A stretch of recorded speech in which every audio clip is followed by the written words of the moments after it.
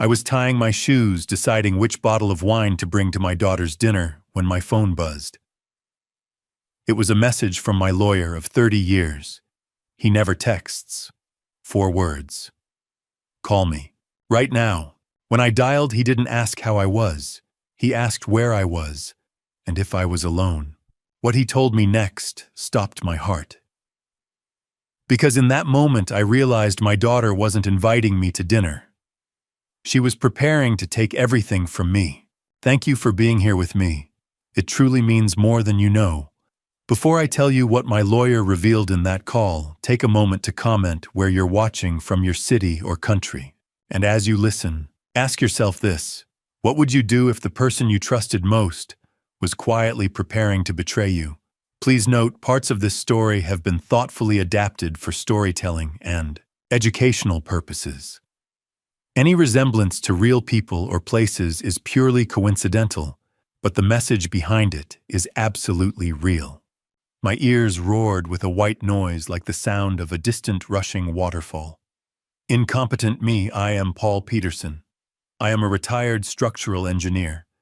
I built bridges that are still standing marvels of steel and concrete designed to withstand forces 100 times greater than themselves.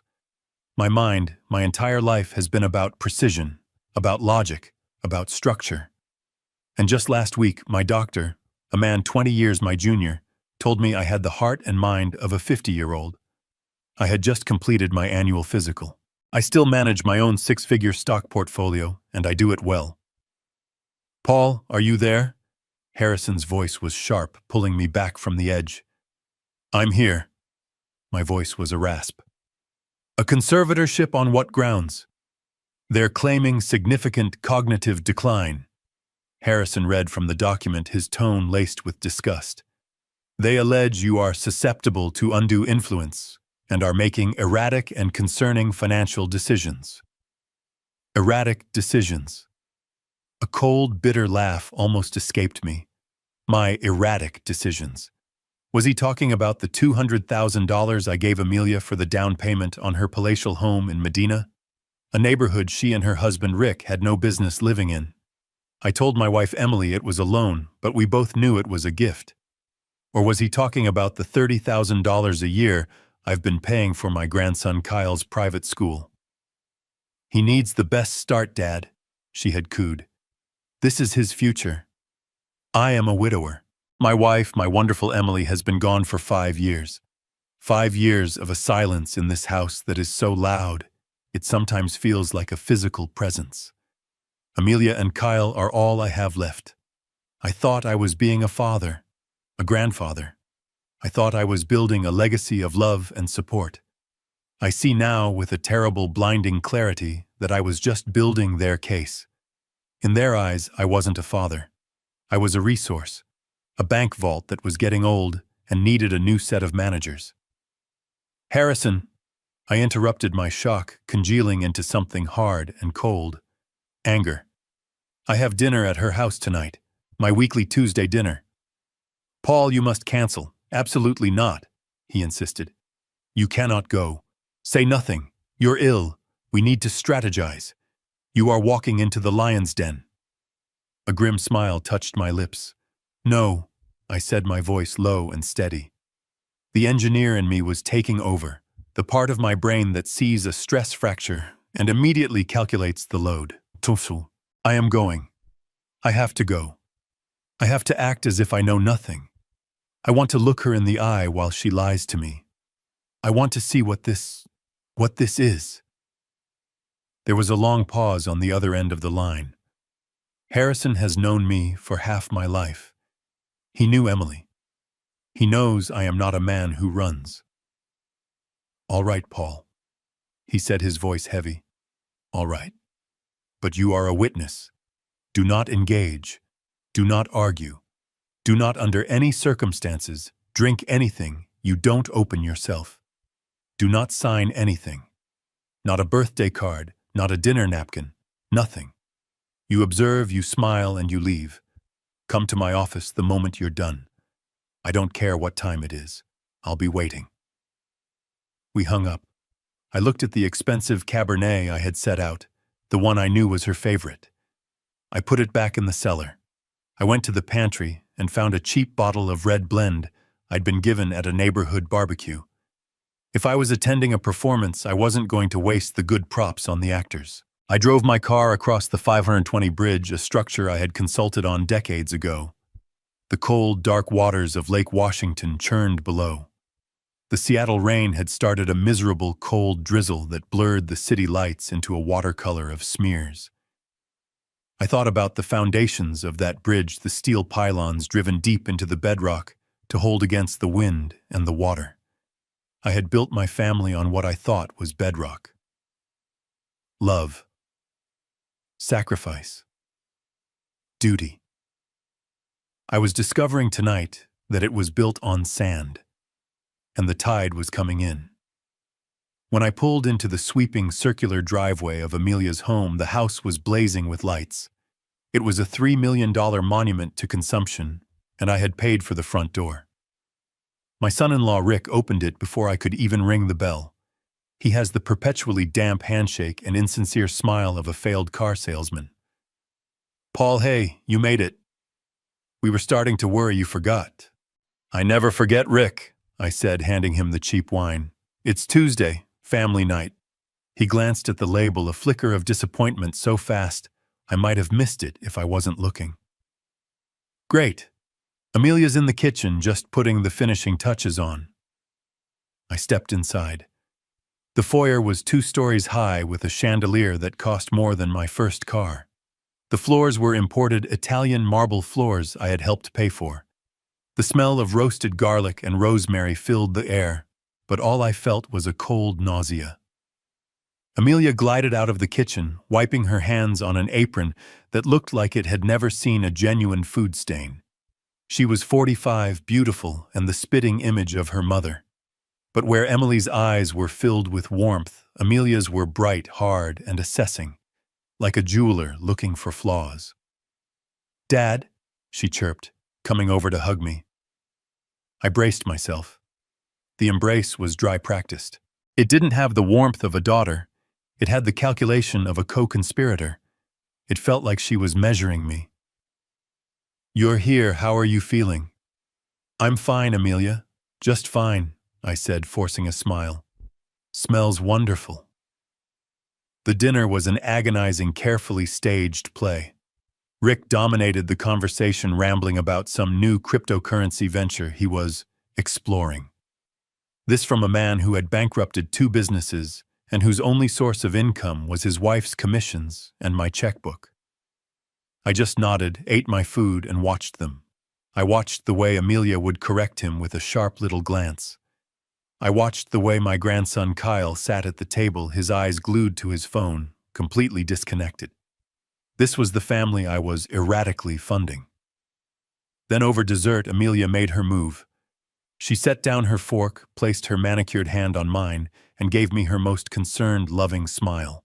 "Dad," she said, her voice dripping with artificial sweetness, "we've been thinking. We're worried about you, Paul." Rick chimed in, suddenly serious. "It's just, you have so much on your plate." Amelia continued, her thumb rubbing a little circle on the back of my hand. "You've worked your entire life. You've done so much for everyone. You deserve to rest. You don't need to be worrying about stocks or property taxes or managing the house." I looked right into her eyes. My daughter. My only child. "What are you suggesting, Amelia?" "I'm suggesting just that you let us help," she said. "Rick and I, we can take over the day-to-day. We can manage the finances, make sure all the bills are paid. You can just relax, enjoy your retirement. You wouldn't have to worry about a single thing." There it was, the velvet-gloved hand closing around my life, the polite, loving, reasonable-sounding prison sentence. They wanted to help manage, and the same words Harrison had warned me about. They wanted to take control. I looked at her, at my son-in-law, and I smiled. It was the coldest smile of my 72 years. I felt a strange, icy calm settle over me. The engineer was back. The problem was defined. "You know, sweetheart," I said, patting her hand, "that's a very generous thought, a very good idea. Let me think about that." The flash of triumph in her eyes was sickening. She thought I had taken the bait. She thought I was the confused, forgetful old man she was painting me to be. "Of course, Dad. You just think about it," she said, all warmth and relief. The rest of the dinner was a blur. I excused myself shortly after. At the front door, Amelia gave me another one of her cold, dry hugs. She held on a little too long. "Drive safely, Dad," she whispered into my ear, her voice full of that fake concern. "You know, you've been so forgetful lately. We just worry." It wasn't a warning. It was a threat. It was the final nail. "Don't you worry about me, Amelia," I said, patting her on the back. "I'm clearer than I've been in years." I got into my car. My hands were steady on the steering wheel. I didn't drive home. I didn't drive back to my empty house. I drove through the rainy, dark streets of Seattle, the wipers beating a steady rhythm like a war drum. I drove straight downtown to the glowing windows of Mr. Harrison's law firm. He was on the 10th floor, and as I pulled up, I could see the light was on. He was waiting. The war had just begun. I walked into Harrison's office at 9:15 p.m. The rain was streaming down the 10th floor windows, turning the lights of downtown Seattle into a blurred, watery mess. Harrison hadn't even taken his suit jacket off. He had a stack of papers on his mahogany desk and 2 cups of black coffee that must have been sitting there for an hour, cold and bitter. He didn't bother with greetings. "How was it?" he asked, his voice low. "Exactly as you predicted," I said, shrugging off my wet coat. "She offered to help manage my finances. She told me I've been forgetful." Harrison nodded grimly, pushing one of the cold coffees toward me. I ignored it. He tapped the stack of papers. "They filed the initial petition this afternoon, just before the clerk's office closed. That's what triggered the alert. They are moving fast, Paul. Faster than I expected." He picked up the top sheet. "This is the core of their case, and it's ugly." He slid the paper across the desk. It was a preliminary declaration, a list of concerns compiled by Amelia's attorney. "This isn't just Amelia's word against yours," Harrison said. "They've already retained an expert. They have a name." He pointed to a line. "Dr. Julian Croft, a forensic psychiatrist." I'd never heard of him. And, Harrison said, leaning forward, "Dr. Croft is what we in the legal world call a hired gun. He's a professional witness. He has a very lucrative, very specific specialty. He testifies in contested conservatorship hearings. And he almost always finds that the person in question is gravely disabled or lacks capacity." I felt a chill that had nothing to do with the rain outside. "You're saying he's a fraud?" "I'm saying," Harrison chose his words carefully, "that Dr. Croft has a reputation for finding whatever conclusion the person paying his $20,000 retainer needs him to find. He's smooth. He's convincing. He has all the right credentials from Johns Hopkins. And he will be the weapon they use to destroy your credibility in court." Suddenly, the pieces from the dinner clicked into place. The fake concern. The pointed comments. The anecdotes.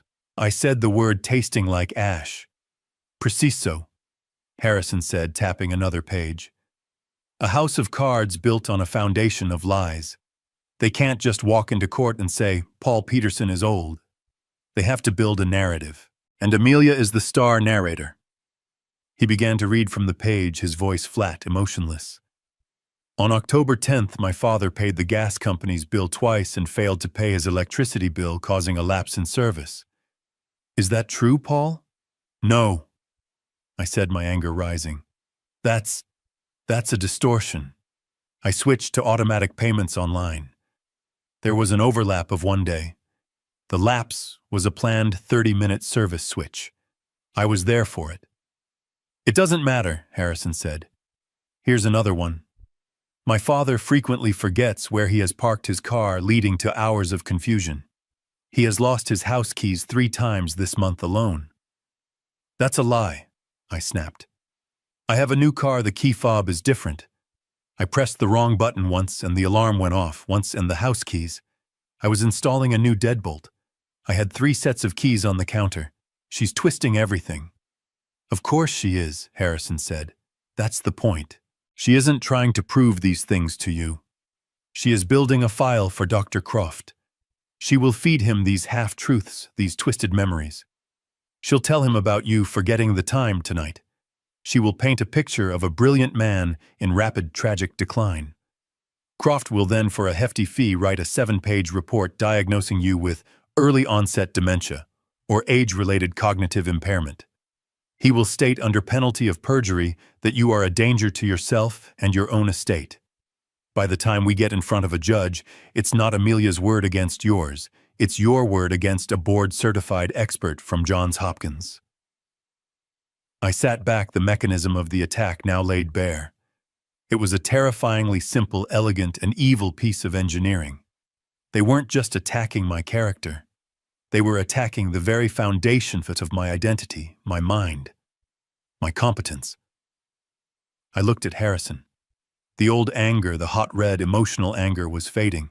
It was being replaced by the cold, precise calculations of an engineer. When a structure is under attack, you don't curse the storm. You reinforce the load-bearing walls. You find the weak points in the attack. So, I said, my voice steady now, they have a hired gun, and they are feeding him ammunition. This Dr. Croft, he hasn't met me yet. No, Harrison said. That will be the next step. They will file a motion to compel you to submit to a psychiatric evaluation by him. Good, I said. Harrison raised an eyebrow. Good. Good, I repeated. Because we know his name, we know his game, and we know exactly what lies he's been told. He is expecting to meet a confused, forgetful old man. He is expecting the person Amelia described. He is not expecting me. So, I said, my voice quiet in the dim office. We know their strategy. We know they're expert. But I still don't understand the why. Harrison, this isn't just greed. This is monstrous. To do this to her own father. Why? Harrison leaned back in his leather chair, the springs groaning in protest. He steepled his fingers, looking at me over the top of them.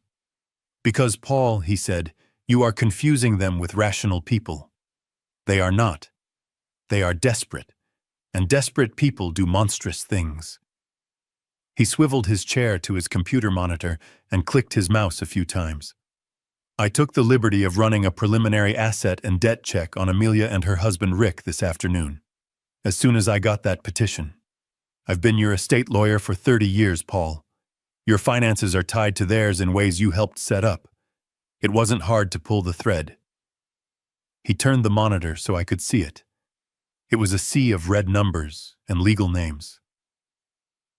I thought you were just helping them, Harrison said. His voice flat. I didn't realize the extent of it. They're drowning, I whispered, seeing the figures.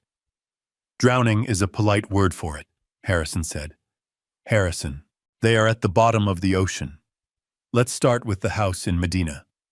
The one you put the $200,000 down payment on. They took out a second mortgage on it 8 months ago for $300,000. That money is gone. He clicked again. A list of creditors appeared. They have over $150,000 in high-interest credit card debt. American Express Visa, a few store cards from places I've never even heard of. They are servicing that debt by taking cash advances from other cards. It's a classic end-stage pyramid scheme. I felt sick. But Amelia, her commissions. She's one of the top real estate agents in Seattle. She was, Harrison corrected. The market has turned, Paul. High interest rates. Nobody is buying $3 million mansions right now. Her income has dropped by 70% in the last 6 months. But their spending, he gestured to the screen, has not. And then he pointed to the killing blow. But all of that is just the appetizer, Paul. This is the main course. He brought up a record of a wire transfer from their joint account, the one tied to the second mortgage. A single transfer. $500,000. What is that? That, Harrison said, is Rick's latest sure thing, a blockchain development startup. It was an unsecured private investment. He essentially gave $500,000 to a man he met at a golf tournament. The company declared bankruptcy 6 weeks later. The money is gone. Evaporated. $500,000. My money. Money from the house I helped them buy. So, you see, Paul, Harrison said, turning back to face me. This isn't about you being forgetful. This isn't about them worrying about you. This is about that. He tapped the screen. That $500,000 hole. The $150,000 credit card bill. The second mortgage payment that's about to come due. They are going to lose the house. They are going to lose everything. They are on the brink of catastrophic, public, humiliating bankruptcy. He let the words hang in the air. And then there's you. He continued, his voice softening just a little. You are sitting over here in your paid-off house with a clean portfolio. You are worth on paper just over $4 million. I finally understood. They're not trying to get another loan from me, I said, the cold truth settling on me. No, Harrison said. You're past that. They know you won't give them $500,000. And even if you did, it wouldn't be enough. They don't need a handout, Paul. They need the whole bank. They are aiming for your entire $4 million estate. The only way to get it, the only way to liquidate your assets to cover their catastrophic losses is to take control. And the only way to do that is to have you declared incompetent. It wasn't just a betrayal. It was a hostile takeover. My daughter wasn't just trying to get my money. She was trying to plug the gaping, hemorrhaging wound of her own failure with it. And she was willing to sacrifice my mind, my freedom, and my life to do it. I sat there in Harrison's office, the silence broken only by the hum of the city and the relentless rhythm of the rain against the glass. The hot red anger had passed. It left behind something cold, heavy, and infinitely more dangerous, my focus. I was an engineer. I understood structures, and the structure of my daughter's attack was flawed. It was built on a false premise. She assumed I was weak. She assumed I was unaware. All right, Harrison, I said, my voice cutting through the quiet. I leaned forward, my hands flat on the desk. They want to say I'm senile. They want to build a case based on anecdotes of my confusion. Harrison nodded, his expression grim. That's the playbook, Paul. Then we'll help them, I said. Harrison's eyebrows shot up. What are you talking about? We fight them. We show the judge your medicals, your financial. No, I interrupted, not unkindly. Not yet. You're thinking like a lawyer. You're thinking about defense. I'm thinking about offense. They are building a case, but I will be their star witness. They think I'm forgetful. Starting tomorrow, I'm going to be the most forgetful man in Seattle. A slow understanding dawned on Harrison's face. Paul, that's dangerous. You'd be playing right into their... I'd be setting a trap. I said, the plan forming in my mind with perfect logical clarity. Right now they are twisting real events, a key fob, an overlapping payment, but from now on I will manufacture the events. I will be in control of the narrative. Amelia wants a confused old man, I will give her one.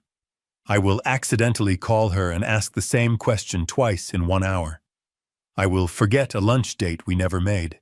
I will misplace my keys and call her in a panic to ask if I left them at her house. I stood up and walked to the window, looking down at the wet streets 10 floors below. She is overconfident. Rick is greedy and stupid. They want to believe this is working. So we will make them believe it. We will let them get comfortable. We will let them get arrogant. We will let them walk so far down this path of lies that when we finally pull the rug out, there is no way back for them. They are expecting a victim. They are not expecting a predator who is pretending to be prey. While I'm acting confused, I continued turning back to him. You and I will be meticulously documenting their actions. We are on the defense in their story, but in ours they are the criminals, and we are the detectives. Harrison was silent for a long moment, a slow, grim smile spreading across his face. It was the smile of a shark. "Okay, Paul," he said, picking up a pen and a fresh legal pad. "Okay, let's start acting. What's your first line?" The next morning I woke up before the sunrise. The anger from the night before had cooled and settled, hardening into something cold, heavy, and clear. Purpose. I picked up my phone. It was time to start the performance. It was time to become the man my daughter so desperately wanted me to be. I dialed her number. She answered on the third ring, her voice thick with sleep and impatience. "Dad, it's 6:30. Is everything okay?" I put a slight tremor in my voice, a hint of confusion. Oh, is it? I'm so sorry, sweetheart. I was just looking for the number for the gardener, the man who fixed the hedges. You don't happen to have it, do you?" I heard a heavy, dramatic sigh on the other end of the line. "Dad, we've been over this. I gave you his number last week. I wrote it on the list for you. It's on the refrigerator. The important numbers list." "Oh, right. The list, of course." I paused just long enough. "Silly me. I must have forgotten. So, you'll be over for lunch today?" "Noon." "Dad, what are you talking about?" Her voice was sharp now, the impatience turning to irritation. "It's Wednesday. Our lunch day is Friday. Are you feeling all right?" "Oh, Friday. Yes, of course. Just tired. My mistake." I hung up the phone. I sat in the kitchen sipping my coffee, watching the clock. I gave it exactly 1 hour. At 7:30 a.m. on the dot, I called her again. This time she answered immediately. "Dad." The irritation was undisguised. "Amelia, honey, thank goodness. I'm so sorry to bother you again. I can't seem to find the gardener's number anywhere. Do you have it?" There was a long, dead silence on the line. It stretched for 5 seconds, then 10. I could hear the gears turning in her head. I could practically hear her processing this new delicious piece of evidence. This wasn't just a simple mistake. This was a pattern. When she finally spoke, all the irritation was gone. It was replaced by that sickly, sweet, condescending voice, the one she had used at dinner. "Oh, Dad," she cooed like she was talking to a child. We just talked about this. An hour ago. Remember the number? It's on the list. On the fridge." "Oh," I said, injecting panic into my voice. "Oh dear. Amelia, I don't remember calling you. I don't remember that at all. I'm so sorry, sweetheart. I must be more tired than I thought." "It's okay, Daddy," she said. The word daddy hit me like a physical slap. She hadn't called me that in 20 years. "It's okay. You just rest. Don't worry about a thing. Maybe I should come over later. You know, to help you organize things." "Oh, would you?" I said. "That would be wonderful." I hung up. The bait was set. My next call was to Harrison. "She's on her way," I said, skipping the pleasantries. "She thinks I'm losing my mind. Now about the cameras." "I was just about to call you," Harrison said. "I'm sending over an installer, a private security consultant I've used for decades. He's discreet. He'll be there in an hour. No, I said. Cancel him. I'm a structural engineer, Harrison. I spent my life working with blueprints and sensitive equipment. I can install a few cameras. What I need from you is the law. Washington is a two-party consent state. I can't just record her. Paul, this is the most important part, Harrison said, his voice dropping to a serious legal tone. You are correct. Washington law requires that all parties consent to a private conversation being recorded. But the law hinges on that single word, private. The key is the reasonable expectation of privacy.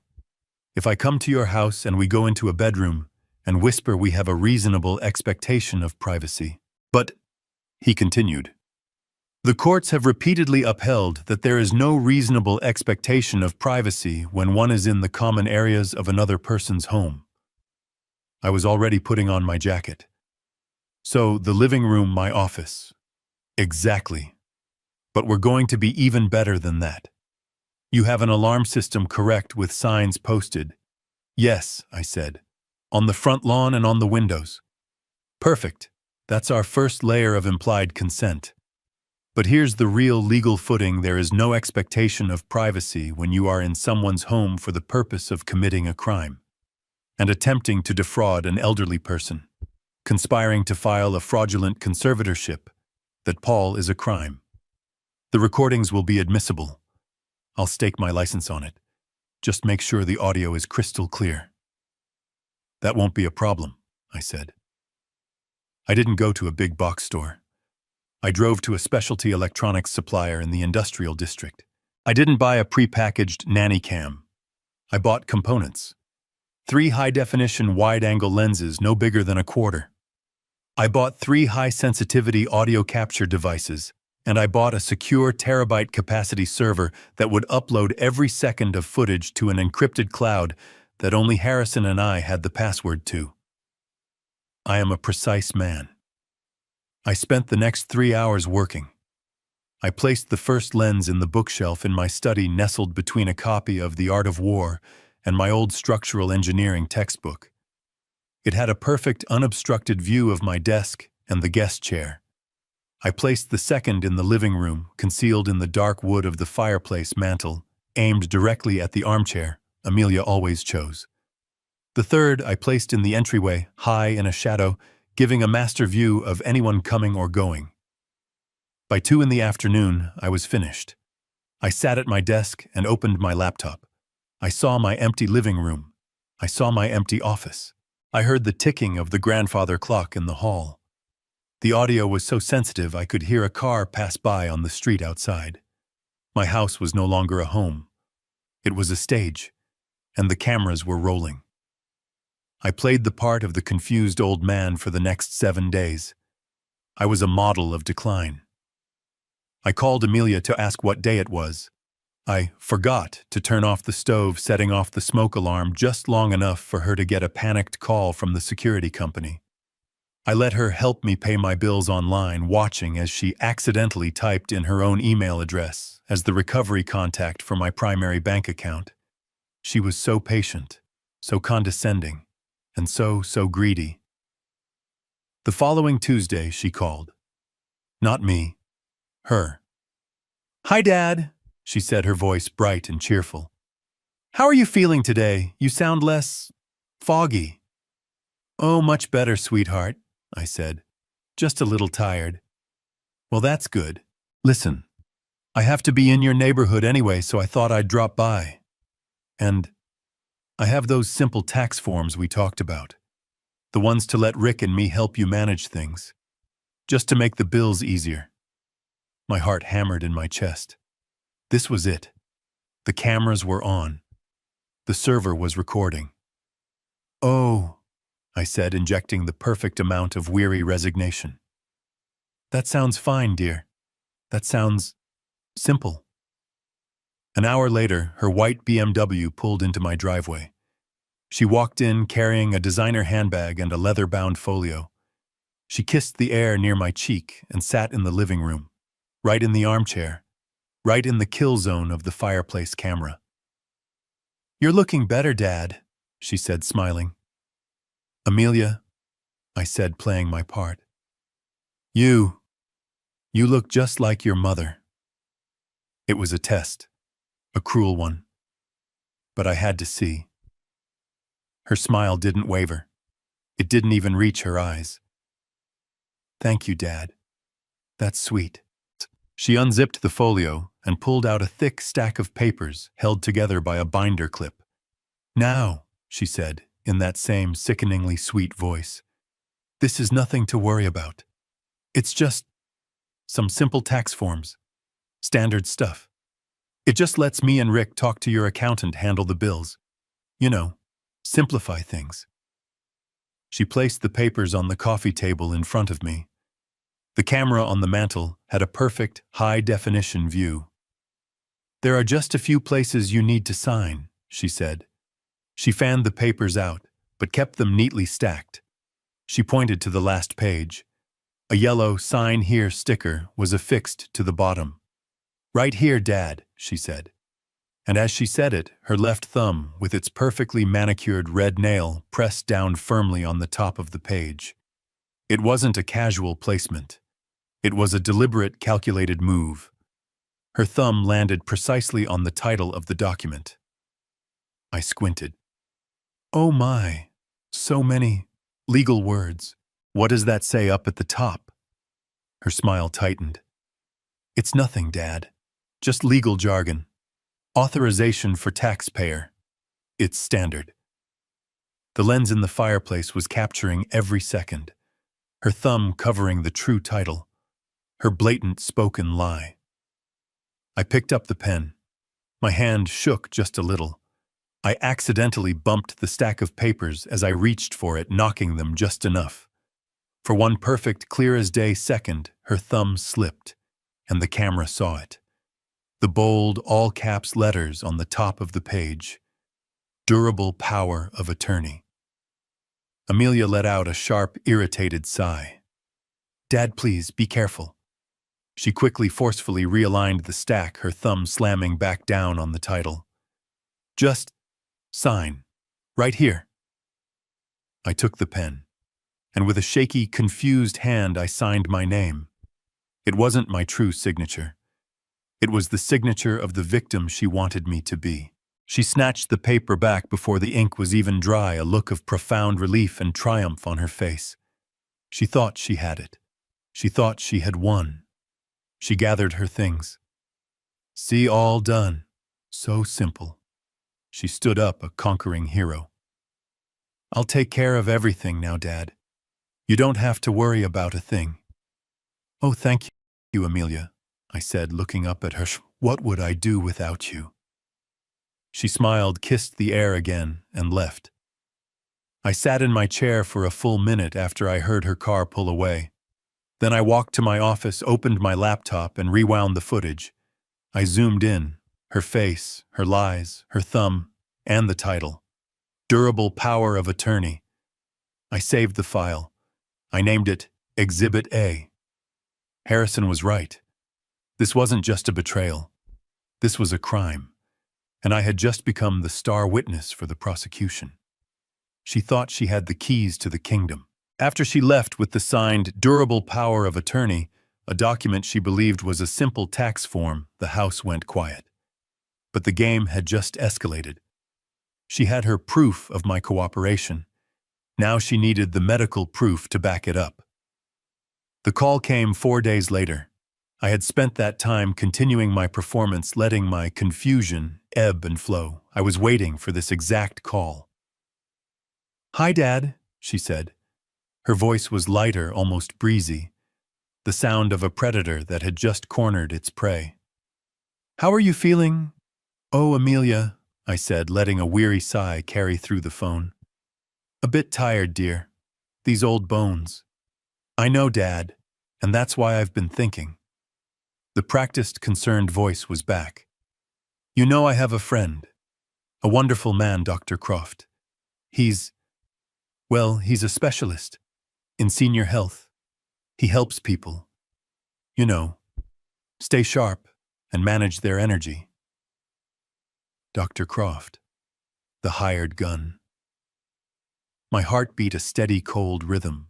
The cameras in my office were listening, recording my end of this conversation. "A doctor," I said, injecting a note of suspicion. "Amelia, my doctor says I'm fit as a fiddle. I don't need another doctor." "Oh, no, no, Dad." She laughed, a light, airy sound that was completely false. "He's not that kind of doctor. He doesn't poke or prod. He's a friend. He just talks. He's fascinating. He's helped so many of my friends' parents. He's going to be in your neighborhood next week on Thursday, and I thought it would be lovely if he just stopped by. For a chat. Just a simple chat. As a favor to me." There it was. The trap. She wasn't going to file a motion to compel me to see him. That would be too confrontational. That would give Harrison a chance to fight it in court. No, she was going to bring the assassin right to my front door under the guise of a friendly house call. She would get his informal evaluation, his report, and then file it with the court, blindsiding me. It was a smarter, more insidious move than I'd expected. "I don't know, Amelia," I said, playing reluctant. "I'm not much for chats." "Please, Dad," she cooed. "For me, it would make me feel so much better, just to know you're talking to the best people. He's a friend. It's just a conversation. What could it hurt? What could it hurt?" I let the silence stretch. I let her think she was convincing me. I let her think I was a weak old man who could be pressured. "Oh, all right, dear," I said with a sigh of defeat. If it will make you happy. What time?" "Oh, thank you, Daddy," she gushed, the triumph thrumming in her voice. 10 a.m., Thursday at 10. I'll be there too, of course, just to make sure you're comfortable. You won't have to do a thing. We'll just talk." "All right, dear," I said. "Thursday at 10. You're the best dad. I'll see you then." She hung up. I sat in my chair for a full minute. The trap wasn't hers. The trap was mine. She had just confirmed the time, the date, and the guest list for her own execution. I picked up the phone and dialed Harrison. He answered on the first ring. "Harrison?" I said, my voice perfectly clear, all traces of the confused old man gone. "It's on. Thursday, 10 a.m. The hired gun is coming to the house." "Excellent." Harrison's voice came back just as cold. "And Paul, our counter-expert. He's already confirmed," I said. "He'll be here tomorrow, Wednesday, 24 hours before Croft arrives. We'll have a full, independent, and pristine evaluation in the bank before the fraud ever steps foot in my house." I agreed to Amelia's plan, and my assent was the first click of the trap. The moment I hung up, I called Harrison. "The hired gun is coming. Thursday at 10, I said. "Excellent," Harrison replied, his voice all business.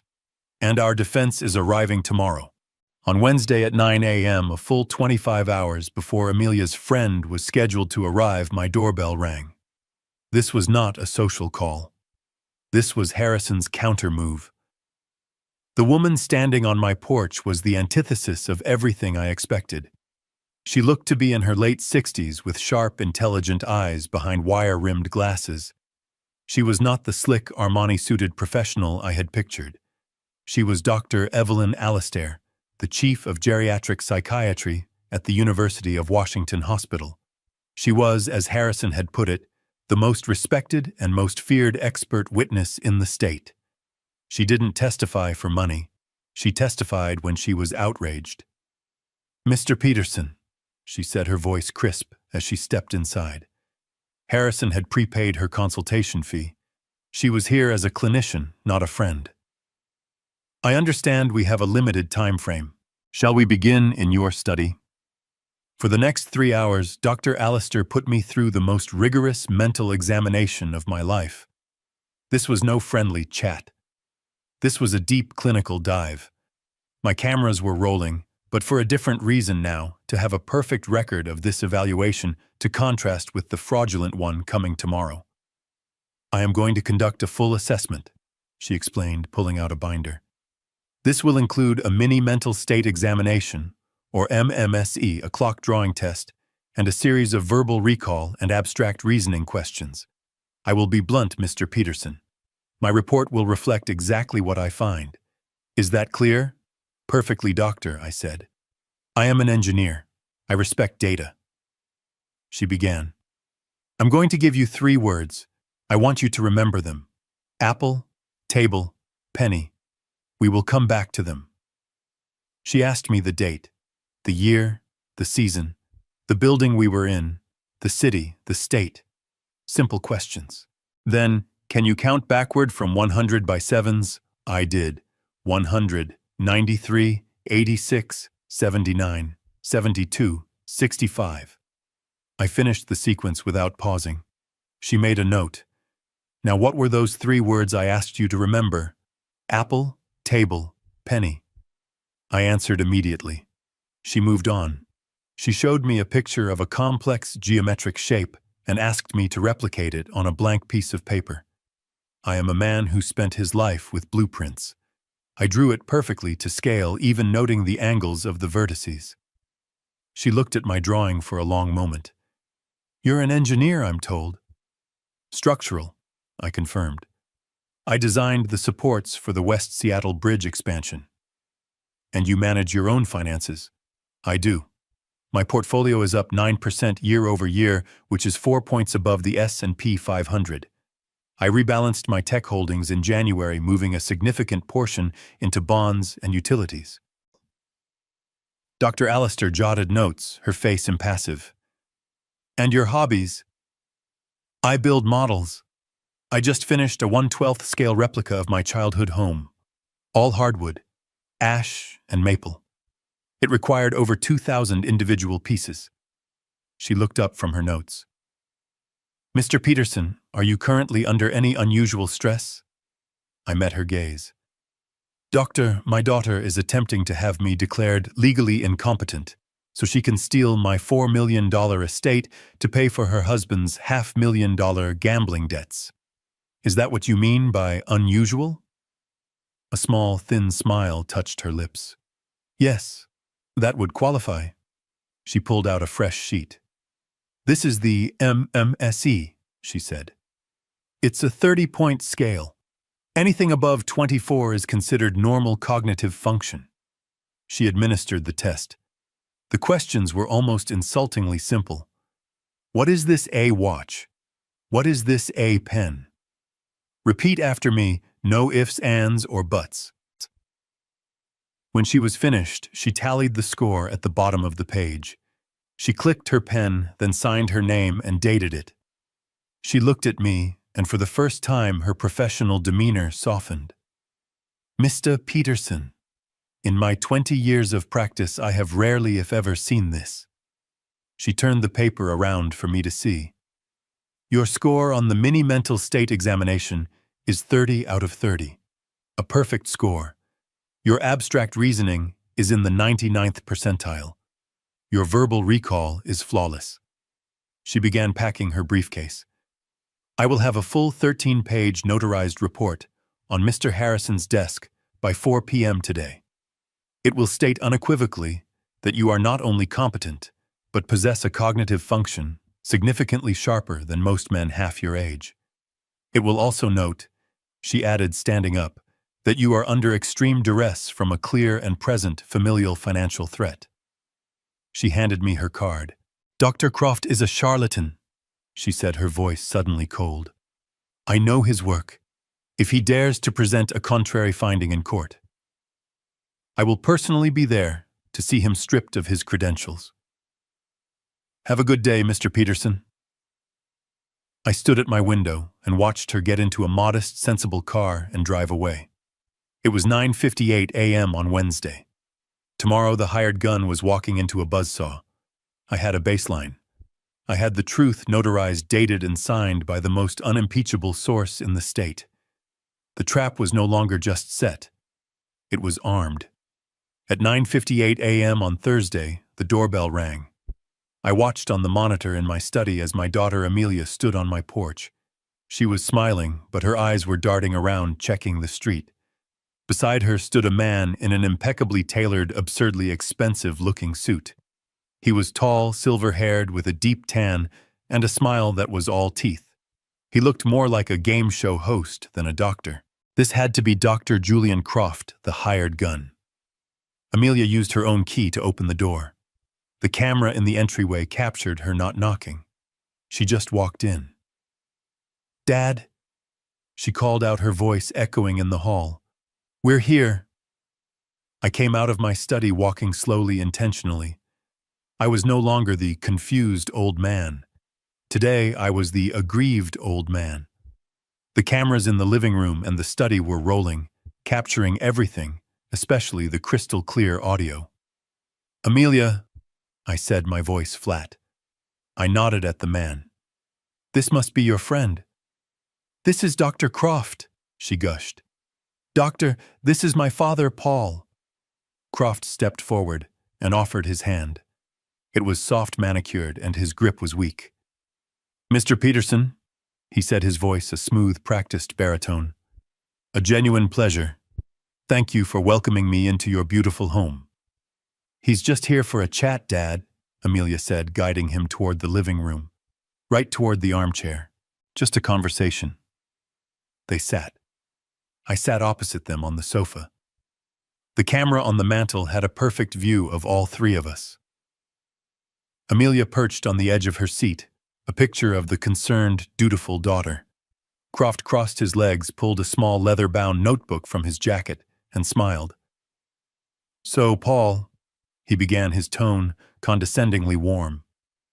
"Amelia tells me you're a retired engineer. That's fascinating. You must have built some incredible things." "I built things that stand up to pressure, Doctor," I said. "Wonderful." He made a small note. "Amelia also mentioned you've been feeling a bit overwhelmed lately. A bit, shall we say, confused. The first loaded, leading, gaslighting question." I looked at him, and I did not smile. "Doctor," I said, my voice cold and precise, "I do not feel confused. I feel angry." Croft's smile didn't waver, but his eyes sharpened. "Angry? What are you angry about, Paul?" "I am angry about betrayal. I am angry about ingratitude." I leaned forward just an inch. "To answer your original question, I am never confused. The only time I feel a flicker of confusion is when I am forced to deal with blatant, naked treachery. Does that answer your question?" Out of the corner of my eye, I saw Amelia's face tighten. This wasn't the foggy old man she was expecting.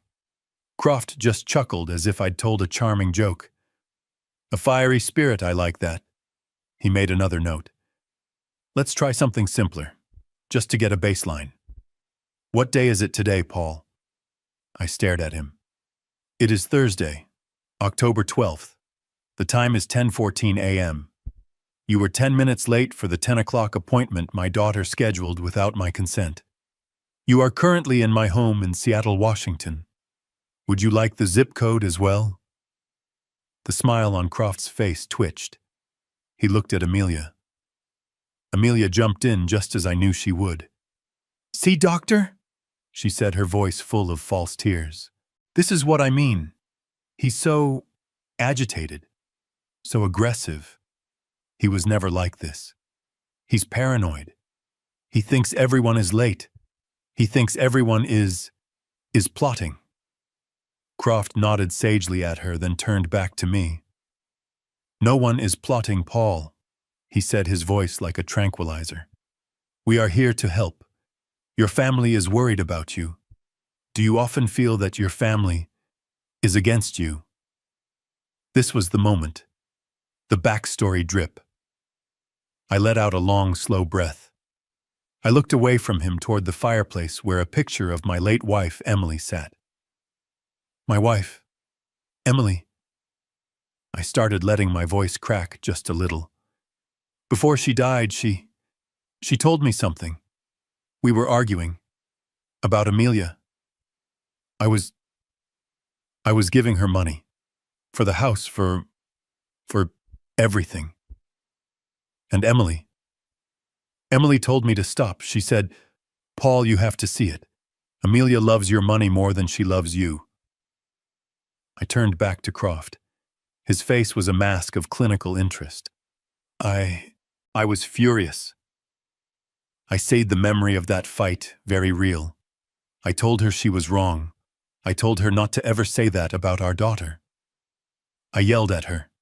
It was one of the last real conversations we ever had, and I yelled. I let the silence sit for a moment.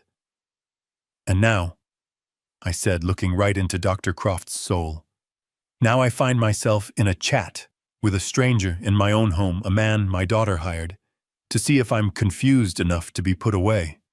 So you ask me if I feel my family is against me? No. I feel that my wife was a very, very smart woman, and I should have listened to her." I watched Croft write in his little book. I knew exactly what he was writing. Delusions of persecution, fixation on family, paranoid ideation, agitation. He was getting everything he was paid for. He closed his notebook. "Paul, thank you for being so candid. I'm going to ask you to do one simple thing for me. A little brain teaser. It's something we do with all our clients. It's called a clock drawing test." He pulled a blank, unlined sheet of paper from his folio and a pen. "I'd like you to draw a clock face for me. Put in all the numbers. And then set the hands to, let's say, 10 minutes past 11. He slid the paper and pen across the coffee table. Amelia watched me, her expression tight with anticipation. This was it. The classic test for dementia. The test she was sure I would fail. I picked up the pen. I took the paper. I looked at it. "Just a clock," I said. "Any clock you like, Paul," Croft said, smiling. "All right," I said. "I am an engineer. I am a man who builds things. I didn't just draw a clock. I took the small leather-bound notebook he had left on the table. I placed it on the paper and used its perfect 90-degree corner as a straight edge. I drew a perfect XY axis in the center of the page. Then I took a small coaster from the side table. I placed its center on my axis and drew a perfect, sharp circle. "Dad, what are you?" Amelia started. "Shh," Croft said, holding up a hand, his eyes wide, fascinated. "I placed the 12 at the top, the 6 at the bottom, the 3 and the 9 on the horizontal axis. Then, with the precision of a draftsman, I filled in the other numbers using the cross lines to ensure they were perfectly spaced, perfectly symmetrical." "He asked for 10 past 11, I murmured to myself. I drew the minute hand long and sharp, pointing precisely at the 2, and I drew the hour hand shorter, thicker, and not pointing at the 11, but exactly 1/6 of the way past the 11 on its way to the 12. I added the small second hand, and then I couldn't help myself. It was a final cold flourish. I started to draw inside the clock. "Mr. Peterson," Croft asked, leaning forward. I drew the mainspring. I drew the escape wheel. I drew the pallet fork. I drew a perfect schematic diagram of the clock's internal escapement mechanism. I put the pen down. I slid the paper back across the table. There was a long, long silence. Amelia was staring at the drawing, her mouth slightly open, a look of profound confusion on her face.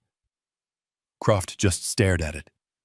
He had been expecting the shaky, disorganized, number-jumbled drawing of a dementia patient. He got a blueprint. He cleared his throat. He looked up, his professional smile was gone. It was replaced by a tight, thin-lipped expression of annoyance. This wasn't in the script. "Well," he said, forcing a chuckle, that is certainly the most thorough pen clock I have ever seen." He quickly folded the paper and put it in his jacket. He stood up. "Thank you for your time, Paul. This has been illuminating." "Doctor, he's always been obsessive. Amelia said, scrambling to her feet, trying to salvage the narrative. See, he gets stuck on details. It's not normal. Yes, Croft said, grabbing his things. I have everything I need. He was out the door in less than 30 seconds. Amelia followed him, throwing one last venomous look back at me. A look that said, "You think you're smart, old man, you just wait." The door slammed. I sat in the silence of my living room. I walked to my study, opened the laptop, and stopped the recording. I saved the 2-hour file. I named it Exhibit B. Dr. Croft, the hired gun, had just performed his evaluation. He was going to write a report. He was going to say I was agitated, paranoid, and obsessive-compulsive. But I had something he didn't. I had the truth. I had Dr. Alistair's perfect 30-30 score. And now, I had a 2-hour high-definition video of the test itself. Let him write his report. Let him lie. I had the tape. And that tape would be his undoing. Croft leaned in his face, a mask of false empathy. He had been asking questions for 20 minutes, trying to find a crack. He had asked about my sleep, my diet, my moods, and now he went for the kill. "No one is plotting Paul," he said, his voice a smooth, syrupy lie. "We are here to help. Your family is worried about you. Do you often feel that your family is against you?" There it was. The question he was paid to ask. The diagnosis he was hired to find: paranoia. I let the silence hang in the air. I looked away from him toward the fireplace. There was a photo on the mantel, one of my favorites. It was me and my wife Emily on the day I retired. We were smiling. We were happy. I turned back to the doctor. The camera on the mantel was recording my face. The microphone was picking up my voice. My wife, Emily. I started, and I let the real tremor of that memory into my voice. She's been gone 5 years. But before she died, she told me something. We had a fight. One of our last real arguments. I paused. I was letting him and Amelia see the pain. It was real. We were arguing about Amelia. I continued, my voice thick. I was always helping her. The down payment on her house. Her husband's projects. I was writing checks. And Emily, she begged me to stop. I looked right into Croft's eyes. She said, "Paul, you have to see it. Amelia loves your money more than she loves you." Those were her words. I let out a long, slow breath. I was furious, I admitted. I told her she was wrong. I told her she was cruel to say that about our only child. I yelled at her. It was one of the last real conversations I ever had with my wife, and I spent it yelling. I let the weight of that confession settle in the room. I could see Amelia shifting uncomfortably. And now, I said, my voice dropping to a whisper. Now I'm sitting in my own living room. My daughter is trying to have me declared insane, so she can take my money. So, doctor, I said, meeting his gaze, you ask me if I feel my family is against me. No. I feel that my wife was a prophet, and I was a fool. And God help me, I wish I had listened to her. Dr. Croft practically fled. He grabbed his things, his professional smile replaced by a tight, thin-lipped expression of annoyance. This was not the confused old man he was paid to find. Amelia scrambled after him, her face a mask of fury and panic. She had staged this performance, and her star witness had just blown up the show.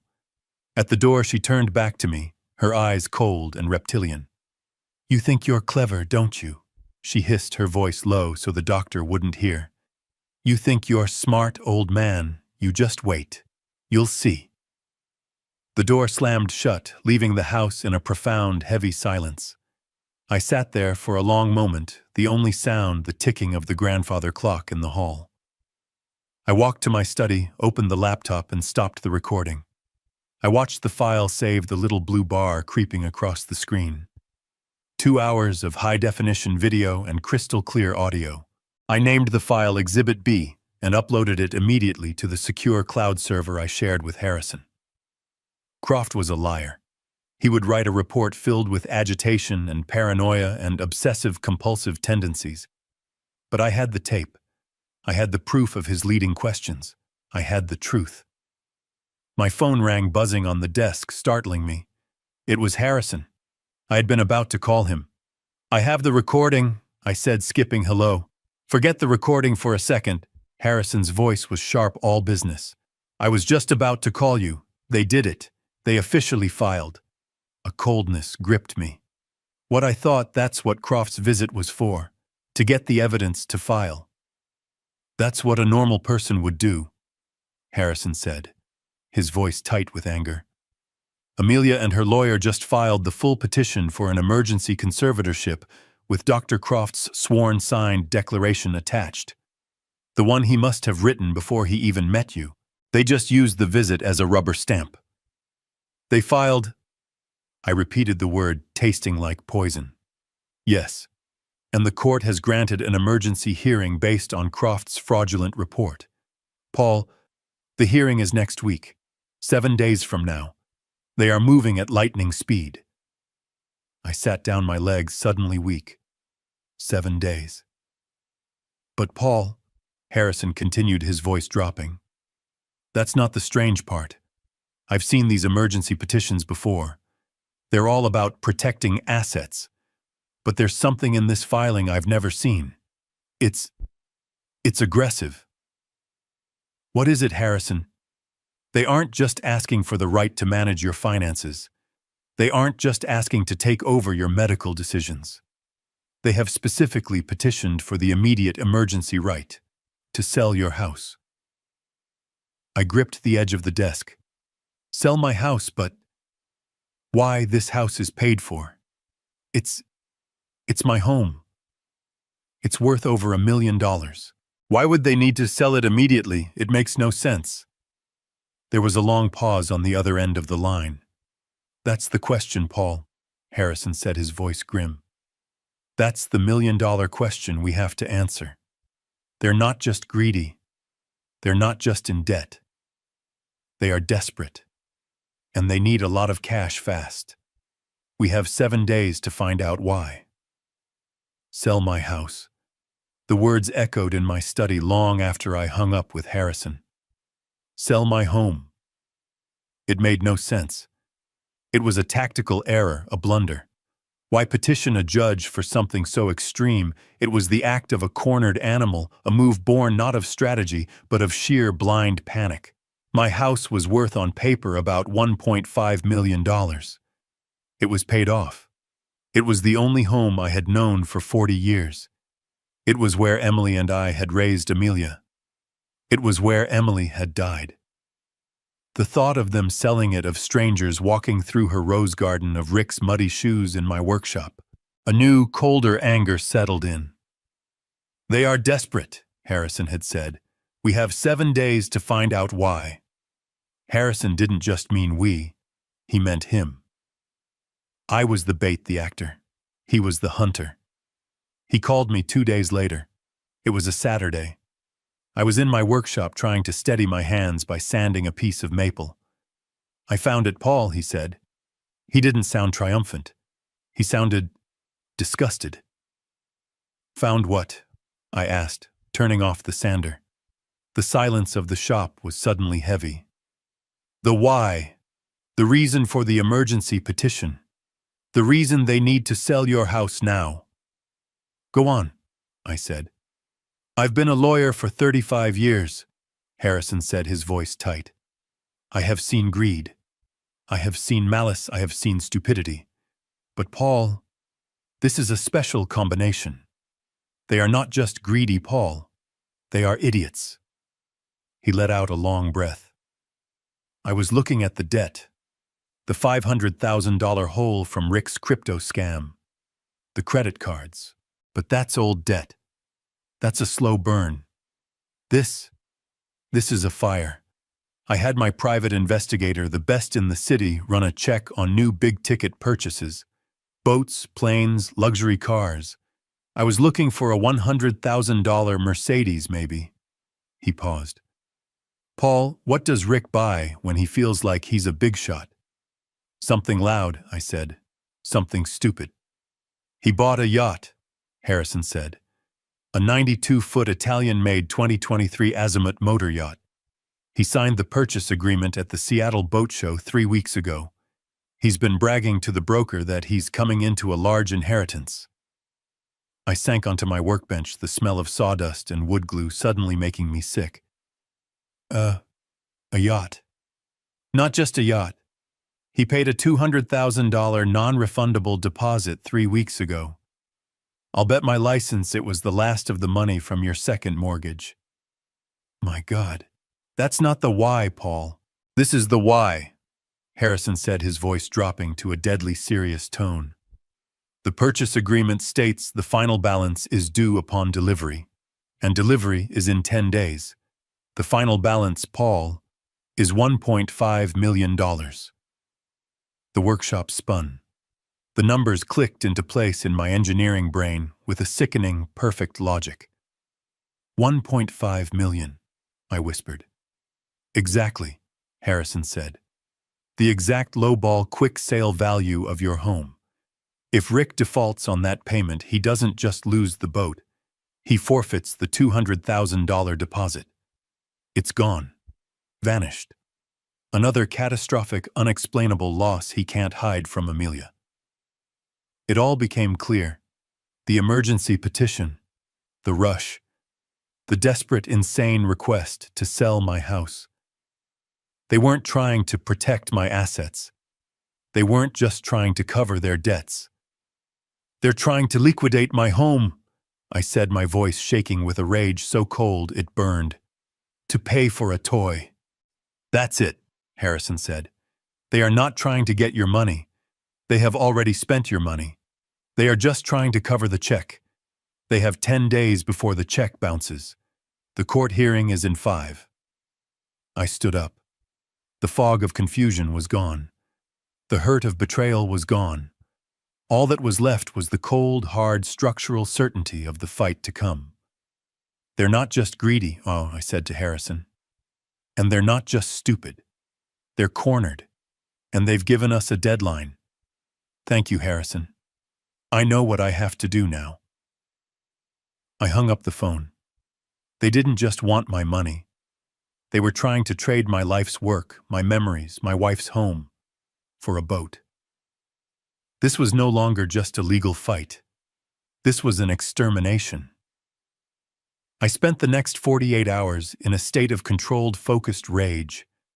The hearing was in 5 days. Harrison was preparing the legal side, filing our counter-motions subpoenaing Dr. Allister, and preparing Exhibit A and Exhibit B, the fraudulent power of attorney video, and the recording of Croft's sham evaluation. My job was to prepare the past. Paul, I need everything, Harrison had ordered. Every tax return for the past 10 years, every medical record, every major purchase receipt. I am going to build a fortress of competence around you. I need the paper to prove it. So I sat in my study surrounded by dusty file boxes. It was a miserable archaeological dig into my own life. I found receipts for the $200,000 down payment clearly marked gift in my own handwriting.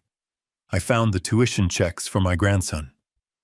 I found decades of meticulous records, the very definition of a competent, organized mind. And then I found her. In the back of the deep closet in my study, there was one last box. It was a simple cardboard banker's box labeled in her elegant sloping script, Emily, personal. I hadn't opened this box since she died. My heart ached. It felt like a betrayal to open it now, especially for a reason as sordid as this. But Harrison said everything. I cut the old tape with a utility knife. The smell of old paper and her faint, lingering scent of lavender rose up, hitting me like a physical blow. Inside were things I hadn't seen in years. Old letters we wrote in college, photographs from our honeymoon, Kyle's first-grade drawings. My hand brushed against a thick, beige envelope I didn't recognize tucked at the very bottom. It had no label, it was just heavy. I pulled it out. It wasn't sealed. Inside there was no letter. There was no money. There was only a small, cold silver key. I dumped it into my palm. It was a safe deposit box key. But that wasn't right. I looked at the small plastic tag attached to the ring. Our safe deposit box was at our local Chase branch, the one I'd had for 30 years. The key in my hand was different. The tag was blue, not white, and the words on it made my blood run cold. Bank of America, Ballard Branch, Box 312. I stared at it. This was wrong. This was impossible. We didn't use Bank of America. I had never, not once in my entire 47-year marriage, had an account at Bank of America. Emily handled the household bills, but I handled the major finances, the investments, the estate. I knew where our money was. This was secret. Emily, my quiet, loving, supportive wife, had a secret safe deposit box. She had opened it without telling me. She had hidden the key in a box she knew I wouldn't open until after she was gone. A strange electric feeling shot through me, replacing the exhaustion. It wasn't just grief, it was curiosity. A powerful, urgent pulse. My wife was a planner. She was meticulous. She balanced our checkbook to the penny. She wasn't forgetful. She wasn't impulsive. If Emily did something in secret, she did it for a reason. The hearing was in 3 days. The yacht payment was due in 8. My world was falling apart. And suddenly my wife, 5 years gone, had just handed me a key. I looked at the small silver object in my hand. This wasn't just a key. It was a message. It was a piece of a puzzle I didn't even know existed. I closed my hand around it. The cold metal bit into my palm. I wasn't waiting for Harrison. I wasn't waiting for the hearing. I was going to that bank. I was going to Ballard. I had to know what my wife had hidden from me. The Ballard branch of Bank of America was 20 minutes away, in a part of Seattle I rarely visited. I walked in the small silver key, feeling heavy and foreign in my pocket. My heart was hammering against my ribs. I felt like a criminal, an imposter in my own life. I walked up to the service desk. A polite young woman looked up. "Can I help you, sir?" My voice was dry. I need to access a safe deposit box. I have the key. The box is in my wife's name, Emily Peterson." "Of course," she said. "Do you have your ID and are you listed as a co-signer on the box?" I don't know." I admitted, feeling like a fool. "She passed away 5 years ago. I just found this key. I'm her executor. I have her death certificate, my ID, our marriage certificate." The bank manager was called. I spent 30 agonizing minutes in a glass-walled office presenting documents proving who I was, proving Emily was gone. The manager was kind but firm. Finally, he looked at the signature card Emily had signed when she opened the box. "Well," he said, "you are not listed as a co-signer, Mr. Peterson. However, your wife set this up as a trust, not a joint account, and you are listed as the sole beneficiary with access granted upon presentation of her death certificate, which you have provided." My wife had set up a trust. Without me. A moment later, I was in the vault. The air was cold, sterile, and silent. The attendant used her key, then mine. A long metal box, number 312, slid out with a heavy metallic sound. She placed it on a table in a small private viewing room and closed the door, leaving me alone. I stared at the box for a long time. My hands were shaking. This was a part of Emily I had never known. A secret she had kept from me, her husband of nearly 50 years. I lifted the lid. I was expecting, I don't know, jewelry, cash, stocks. Something she had hidden away, but the box was nearly empty. There was no money. There were no jewels. There were no property deeds. There was only a single thick, cream-colored envelope. My name, Paul, was written on the front in her familiar, elegant handwriting. I picked it up. It was heavy. I turned it over. The back was sealed with a wax P. I broke the seal. Inside, there was no legal document. There was just a letter written on her personal stationery, the pages thick and heavy. I unfolded the first page.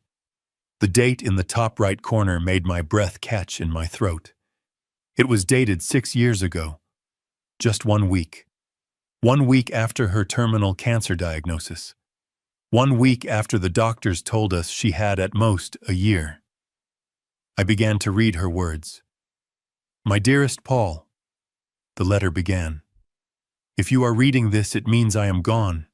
And it means you have found this key. I am so sorry, my love. I am sorry for the secret. My hands were shaking. I sat in that sterile, silent bank vault room and unfolded the thick pages. The date. The date was 6 years ago. It was the week. The exact week. The oncologist had sat us down in his office and told us the cancer had spread, that it was terminal. A year, he'd said. I began to read her familiar, perfect handwriting swimming before my eyes. My dearest Paul, the letter began. If you are reading this, it means I am gone. And it means you have found this key. I am so sorry, my love. I am so sorry for this secret. A wave of dizziness hit me.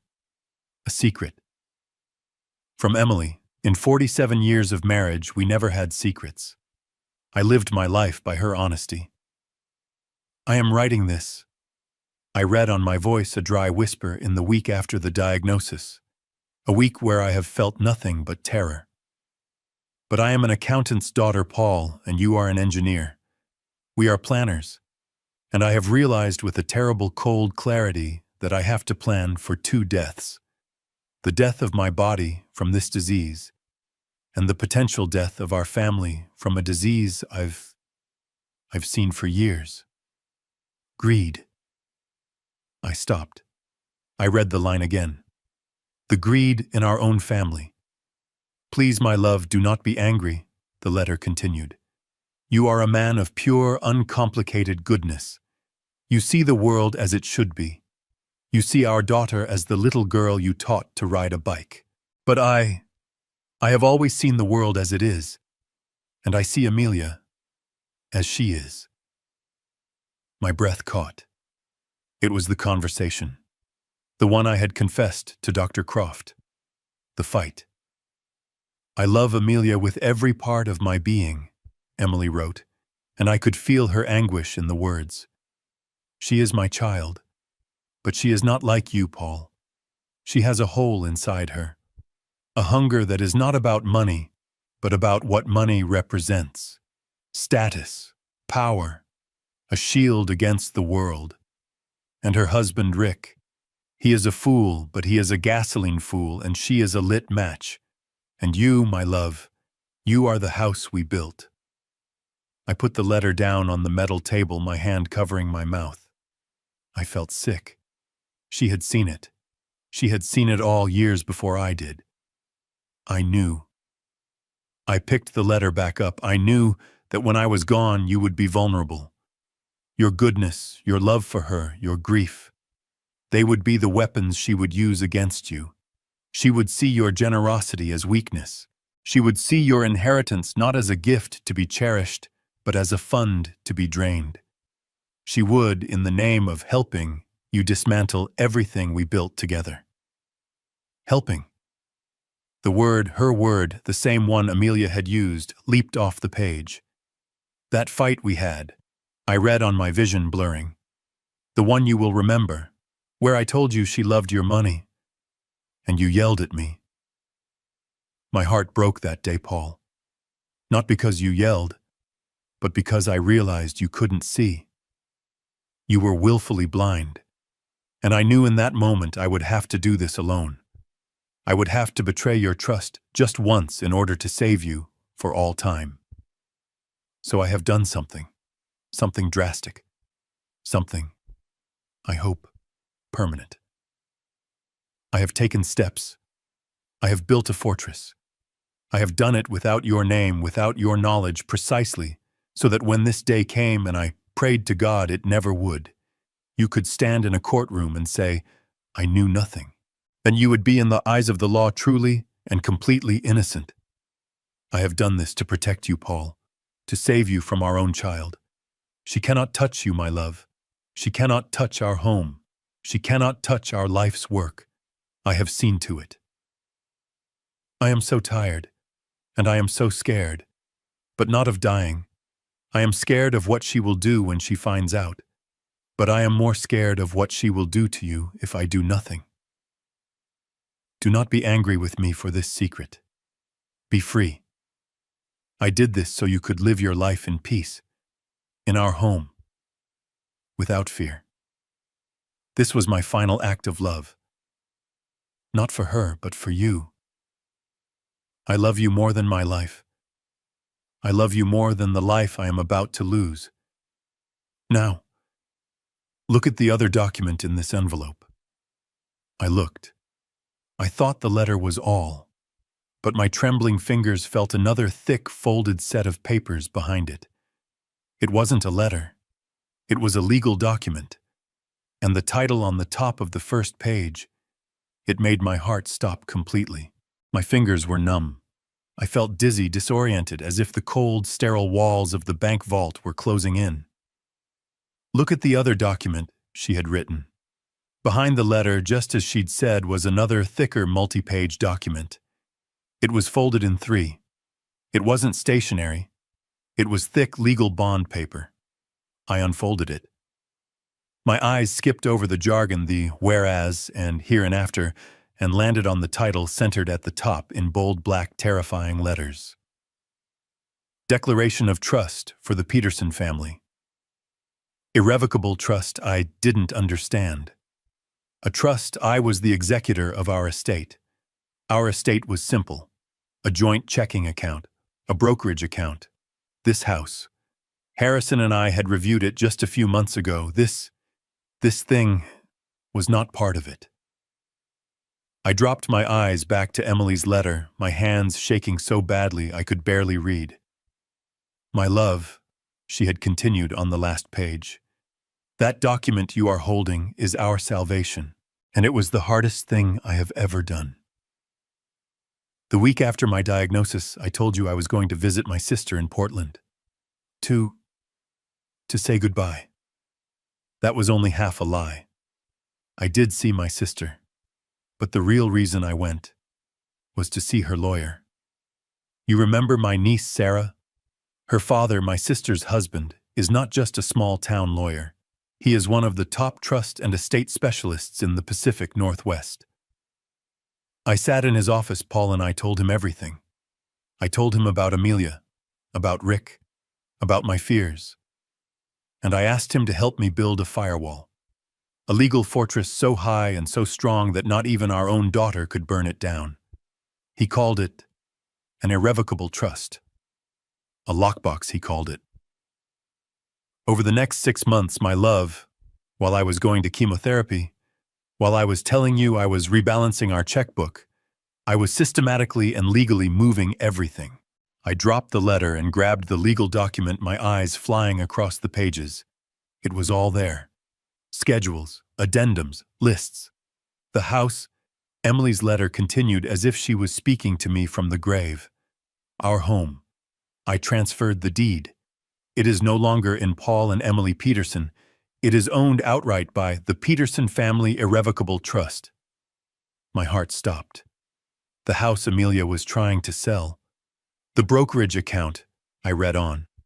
All of it. Every stock, every bond, every mutual fund. I liquidated our joint account, and using my power as co-owner, I transferred the full cash balance into a new account, in the name of the trust. Our retirement funds, everything, it is all in the trust. I stumbled back, hitting the wall of the viewing room. $4 million. my entire net worth, my home, my life's work. For the last 6 years, it hadn't been mine. And here is the beauty of it, my love, she wrote. And I could feel the fierce protective intelligence of the woman I had married. Here is the genius of the plan. You are what they call the lifetime beneficiary. That means you get all the income, the dividends, the interest. You will live in our house rent-free for the rest of your life. Nothing will change for you. You will have your income, your home, your life. You are protected. But, and that one word was the kill shot. But you are not the trustee. You are not the grantor. You do not control the principal. You cannot be bullied or tricked or forced by a court to sell the house. You do not have the legal power to do so. You cannot be unduly influenced into giving away the stocks, because you do not own them. The trust owns them. You are legally a protected tenant in your own life. I was reading, but I wasn't breathing. But if I'm not the trustee, who? Emily's final words on the page answered me. A trust must have a trustee, my love, a manager, someone to protect the assets from attack. I knew it couldn't be me. I would be gone. I knew it couldn't be you. You were the one I was trying to protect. And it couldn't be Harrison. Amelia knew him and would fight him. I had to choose someone Amelia would never see coming, someone she would never suspect, someone she held in such low regard she wouldn't even think to look at her. I needed someone with unimpeachable character, someone who loved us, someone who was smart and meticulous and humble, someone Paul, like a nurse. I looked at the signature page of the trust document. Grantor Emily Peterson. Beneficiary Paul Peterson. And there, at the bottom, successor trustee Sarah Jenkins. Sarah, my niece in Portland, my sister's daughter. The quiet, sweet girl who had become an oncology nurse. The one Amelia always called the boring cousin.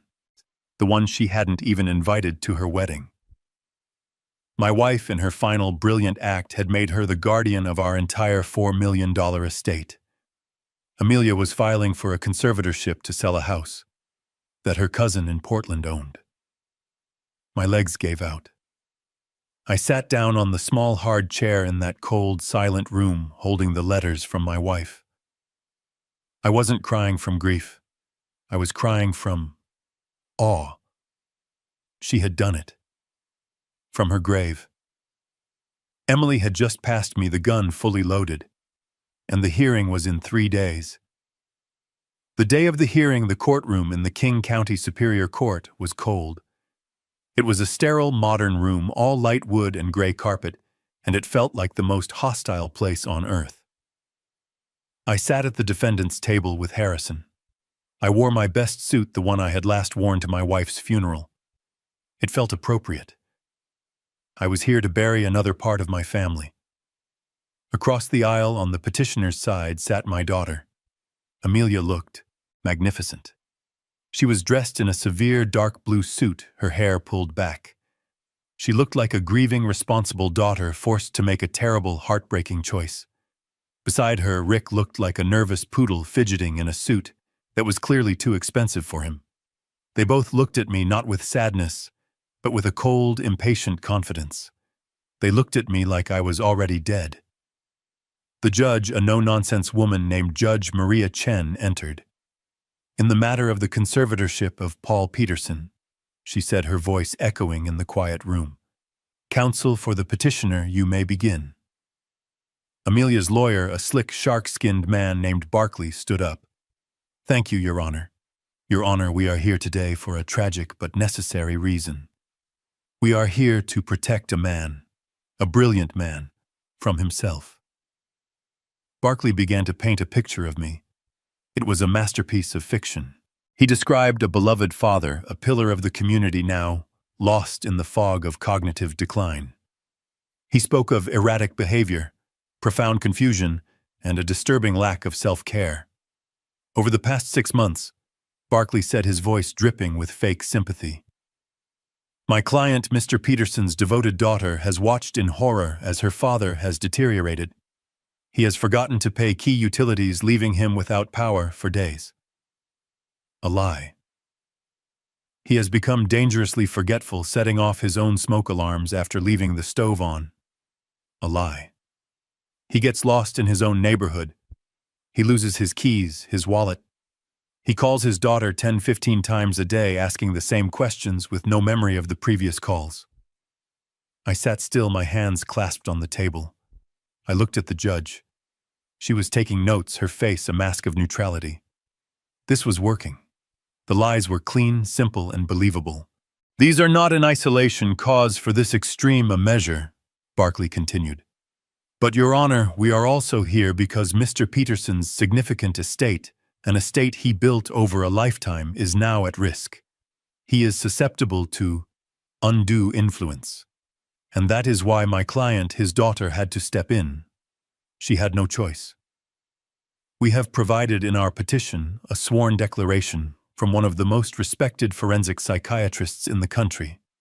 Your Honor, the petitioner calls Dr. Julian Croft to the stand. Croft walked in, all silver hair and expensive tailoring. He was sworn in.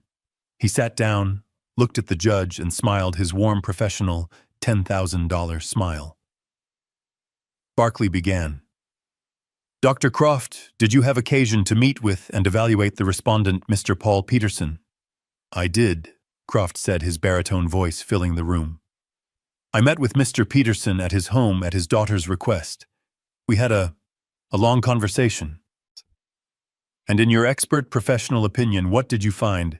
I found a man in a state of tragic and quite rapid decline, Croft said, shaking his head sadly.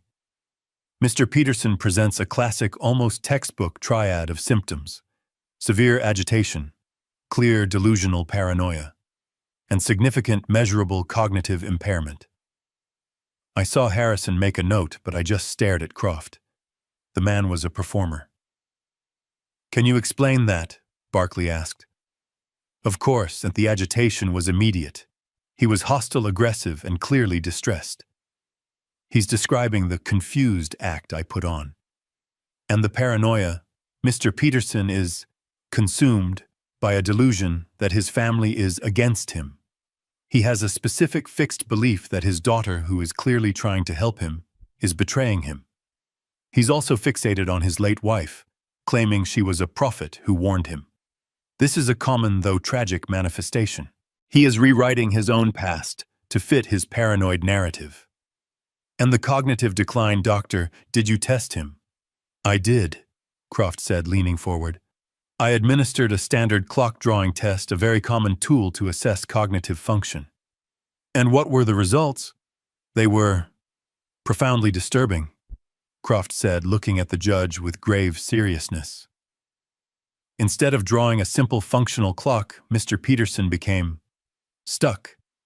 He exhibited an extreme obsessive-compulsive fixation. He could not complete the simple task. He instead became lost in drawing the gears. He actually pulled out my drawing, the one I had made. He showed it to the judge. See, he drew the escapement mechanism. This is not the action of a healthy mind, Your Honor. This is perseveration, a classic symptom of frontal lobe damage. He was unable to follow a simple two-step instruction. In my professional opinion, this was it. The kill shot.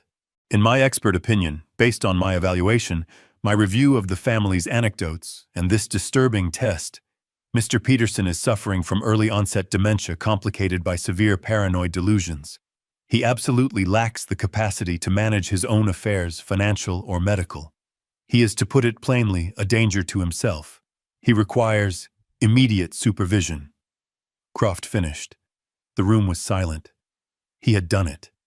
He had taken my strength, my engineering mind, my precision, and he had twisted it, reframed it, and presented it as a symptom of insanity.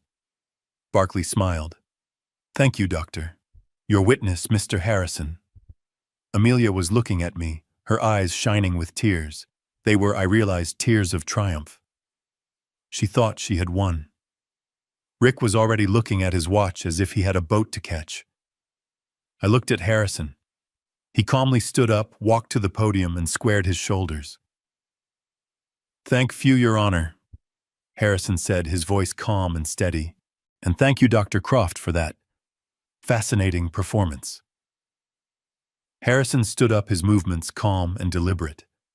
He walked to the podium, not with a stack of files, but with a single slim folder. He looked at Dr. Croft, who was still looking smug on the witness stand, and he smiled. It was not a nice smile. "Thank you, Your Honor," Harrison said, his voice quiet but carrying in the silent courtroom. "And thank you, Dr. Croft, for that fascinating performance." Barkley Amelia's lawyer half rose. "Objection, Your Honor, performance." Judge Chen waved him down. "It's just commentary, counsel. Get on with your cross-examination, Mr. Harrison." "Certainly, Your Honor." Harrison opened his folder. "Dr. Croft, you've testified today that you are a board-certified forensic psychiatrist." "I am," Croft said, adjusting his cuffs. "And you are no doubt paid handsomely for your expert opinion." "Objection, relevance." "Withdrawn," Harrison said easily. "Doctor, you stated that your report, which was filed with this court before this hearing, was based on your evaluation of my client, Mr. Peterson." "That is correct. My evaluation and the extensive anecdotal history provided by his daughter." "Ah, yes. The anecdotal history," Harrison said, nodding. "The stories of forgetfulness and confusion. And based on this, before you ever met my client, you had already formed an opinion, had you not?" "I had formed a hypothesis," Croft said, his smile faltering, "based on the clear pattern of behavior." "A hypothesis so strong you felt comfortable writing and signing a sworn declaration that my client was incompetent before you ever laid eyes on him. Is that correct?" My evaluation simply confirmed my findings," Croft said, shifting in his seat. "Did it, Doctor?" Harrison said. "Because I'd like to talk about that profoundly disturbing clock-drawing test." Croft's confidence returned. "Yes, a classic sign of perseveration. He was stuck, unable to complete a simple—" "Doctor," Harrison interrupted, his voice sharp as a razor. "Are you an engineer?" "No," Croft said, confused. "I am a psychiatrist." "Have you ever studied architectural drafting or structural engineering?" "Of course not." "Then you would have no way of knowing, would you, that what you are calling obsessive-compulsive perseveration is what an engineer would call precision? You wouldn't know that my client didn't just get stuck. He drew a perfect scaled and mechanically sound schematic of an analog clock's escapement mechanism. From memory." Harrison turned to the judge. "Your Honor, my client didn't fail a simple test. He aced a complex one. He did something I doubt Dr. Croft or anyone else in this room could do. He drew a blueprint." Amelia's lawyer was on his feet. "Objection, my colleague is testifying." "Sustained," Judge Chen said, but she was looking at the drawing on her desk with a new, intense curiosity. "Mr. Harrison, do you have a question for the witness?" "I do," Harrison said. "Dr. Croft, in your expert opinion, is it common for dementia patients to be able to recall from memory the precise gear and pallet fork mechanics of an analog clock?" Croft's tan looked a little green. It's... The fixation is the symptom. Just a yes or no, doctor. Is it common?" "No," Croft whispered. "Thank you, doctor. No further questions." Harrison sat down. Barkley, seeing his case was suddenly on fire, tried to jump in. "Your Honor, the petitioner rests. We believe the evidence is clear, and we ask for the emergency petition to be granted." Judge Chen looked at him. "The petitioner rests after that cross-examination. Bold move, counsel. Mr. Harrison, does the respondent have a case to present?" Harrison stood up again, his calm never wavering. "We do, Your Honor. The respondent calls Dr. Evelyn Alastair to the stand." A stir went through the courtroom. Even Barkley's jaw dropped. Amelia, confused, looked at her lawyer. Who A moment later, Dr. Allister walked in, radiating an authority that made Croft look like a cheap suit. She was sworn in. Harrison began. Dr. Allister, please state your name and profession for the court. I am Dr. Evelyn Allister. I am the Chief of Geriatric Psychiatry at the University of Washington Hospital and Medical School. I have been in practice for 30 years. Croft, I noticed, was sinking in his chair. He knew her. Doctor, thank you for coming. Did you have occasion to evaluate my client, Mr. Paul Peterson? I did, she said, her voice crisp. At your request, I conducted a full 3-hour clinical evaluation of Mr. Peterson at his home on Wednesday, October 18th, the day before Dr. Croft's chat. And what did your evaluation consist of? It consisted of a full medical history review, a verbal recall test, abstract reasoning puzzles, and of course the standard mini mental state examination, or MMSE. And what were your findings, doctor? My findings, she said, putting on her glasses and opening a file, were unequivocal. Mr. Peterson is, well, he is one of the sharpest men his age I have ever had the privilege of examining. Amelia let out a small, strangled gasp. Dr. Croft, Harrison said, testified that my client suffers from paranoia, agitation, and cognitive decline. Did you find any evidence of this? Dr. Allister gave a small, dry laugh. No, I found evidence of anger. Justifiable anger. I found frustration. Justifiable frustration. What Dr. Croft calls paranoia, the belief that his family is against him, I would call an accurate assessment of the situation. The man is under a hostile, fraudulent legal attack. He's not paranoid. He's correct. Objection! Barclay shrieked. She's opining on the case. Sustained, Judge Chen said, but she was leaning forward, her eyes fixed on Allister. Just stick to your medical findings, doctor. My medical findings, Dr. Allister continued, are that Mr. Peterson shows 0 signs of dementia, agitation, or cognitive decline.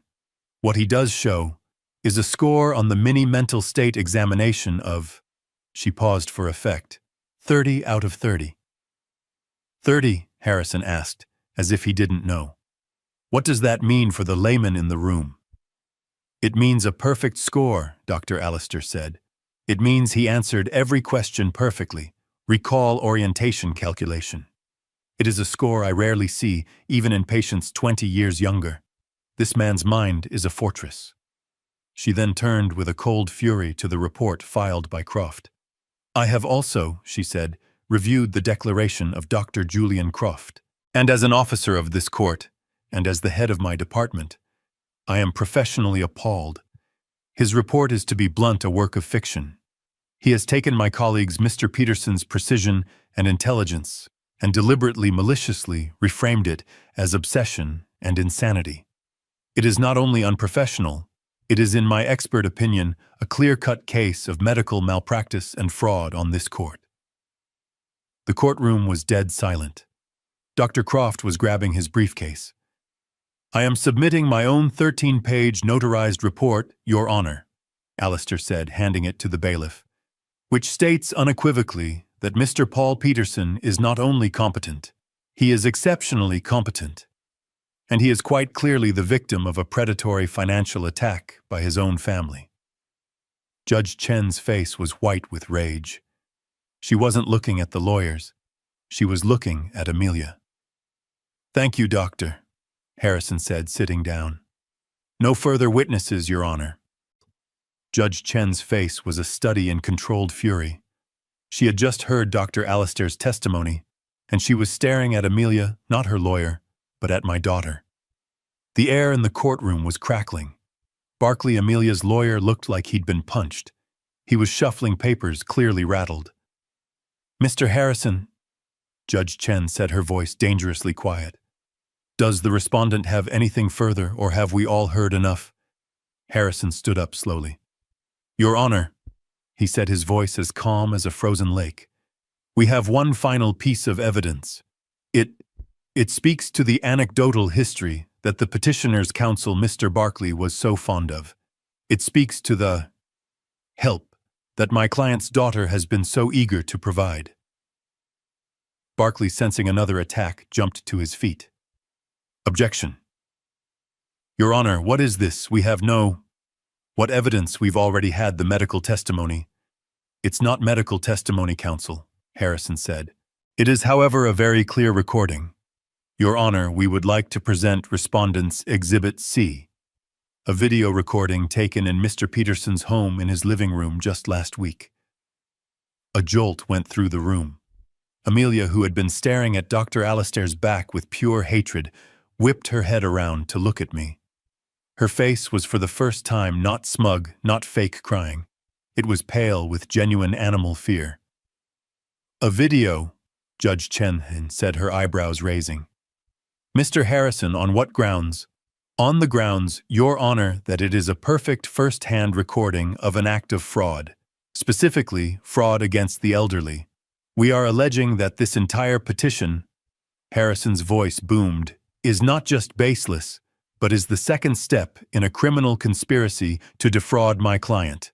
The first step is on this video. Objection, Barkley was yelling now. This is outrageous. A recording. This is a two-party consent state. It's illegal. It's inadmissible. Harrison just waited for him to finish. Your Honor, he said, turning back to the judge. As I am sure you are aware, Washington's two-party consent law has two very clear exceptions. First, it does not apply when there is no reasonable expectation of privacy, such as when one is in the common area of another person's home. And second, and more importantly, it certainly does not apply when one is in the process of committing a felony and attempting to trick a 72-year-old man into signing a durable power of attorney under false pretenses. That, Your Honor, is a felony. Judge Chen's eyes narrowed. I will be the judge of that, Mr. Harrison. You have this video cued. We do, Your Honor. The bailiff has the file. Then proceed. The large monitors in the courtroom, which had been dark, flickered to life.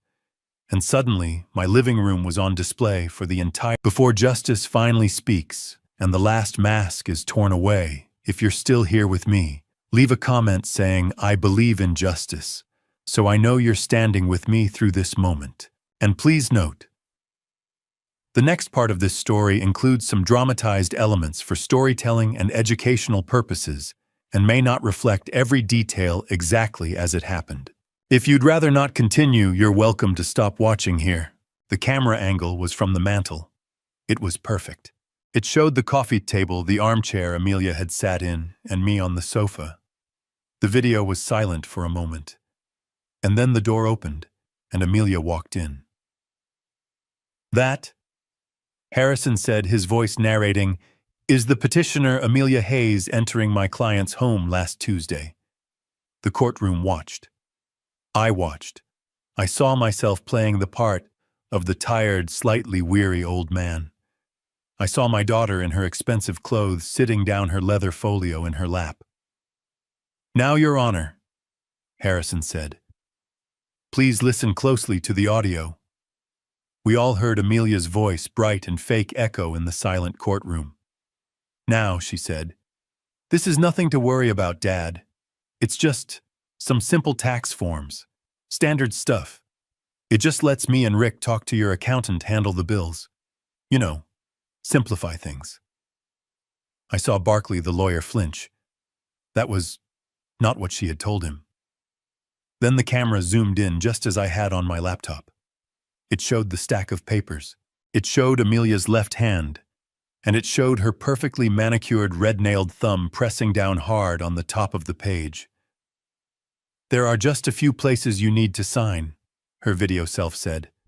Then my video self, playing his part, squinted. Oh my, so many legal words. What does that say up at the top? The entire courtroom, the judge included, leaned forward. Amelia's voice on the video was tight, annoyed. It's nothing, Dad. Just legal jargon. Authorization for taxpayer. It's standard. A gasp went through the courtroom. Barkley.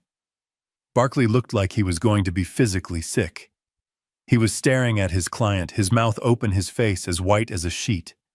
He had been lied to. He was in this moment realizing he was a party to fraud. And then the key moment. My video self fumbled for the pen. My hand accidentally knocked the stack of papers, and for one perfect high-definition second, her thumb slipped. Harrison paused the video. "Your Honor," he said, his voice like ice, "if you would direct your attention to the title of the document, the one my client's daughter just called a simple tax form." The words were frozen on the screen. Blurry but legible. Durable power of attorney. "Play the rest," Judge Chen said, her voice like granite. Harrison nodded. The video resumed. We watched Amelia's face flash with pure, unfiltered rage. We heard her sharp sigh. "Dad, please, be careful." We watched her slam her thumb back down on the title covering it. "Just sign. Right here." We watched me, Paul, the victim, pick up the pen and with a shaky, confused hand sign the paper. We watched Amelia snatch the document back, her face a mask of triumph. "See, all done. So simple. I'll take care of everything now, Dad. You don't have to worry about a thing." The video went black. The silence in the courtroom was absolute. It was so quiet, I could hear the faint buzz of the fluorescent lights. Amelia was staring at the blank screen, her face colorless. Rick was sweating visibly. And Barkley had sat down. He was just staring at his empty legal pad, a dead man walking. Judge Chen, who was no longer white with rage. She was red. A deep, dark, terrifying red was creeping up her neck. She took off her glasses. She cleaned them slowly. She put them back on. She looked at Amelia, and her voice when she spoke was not a judge's. It was the voice of a woman who had just seen pure, unadulterated evil. "Mr. Barkley," she said, her voice shaking with quiet fury, "do you have an explanation?" Barkley stood up, his knees shaking. Your Honor, I have never seen this. I was not aware." "You were not aware," Judge Chen repeated, "that your client was committing a felony in order to build the anecdotal evidence for the case you just presented to me. You were not aware that this entire petition, this entire proceeding, is based on a lie so profound it is frankly staggering." Harrison stood.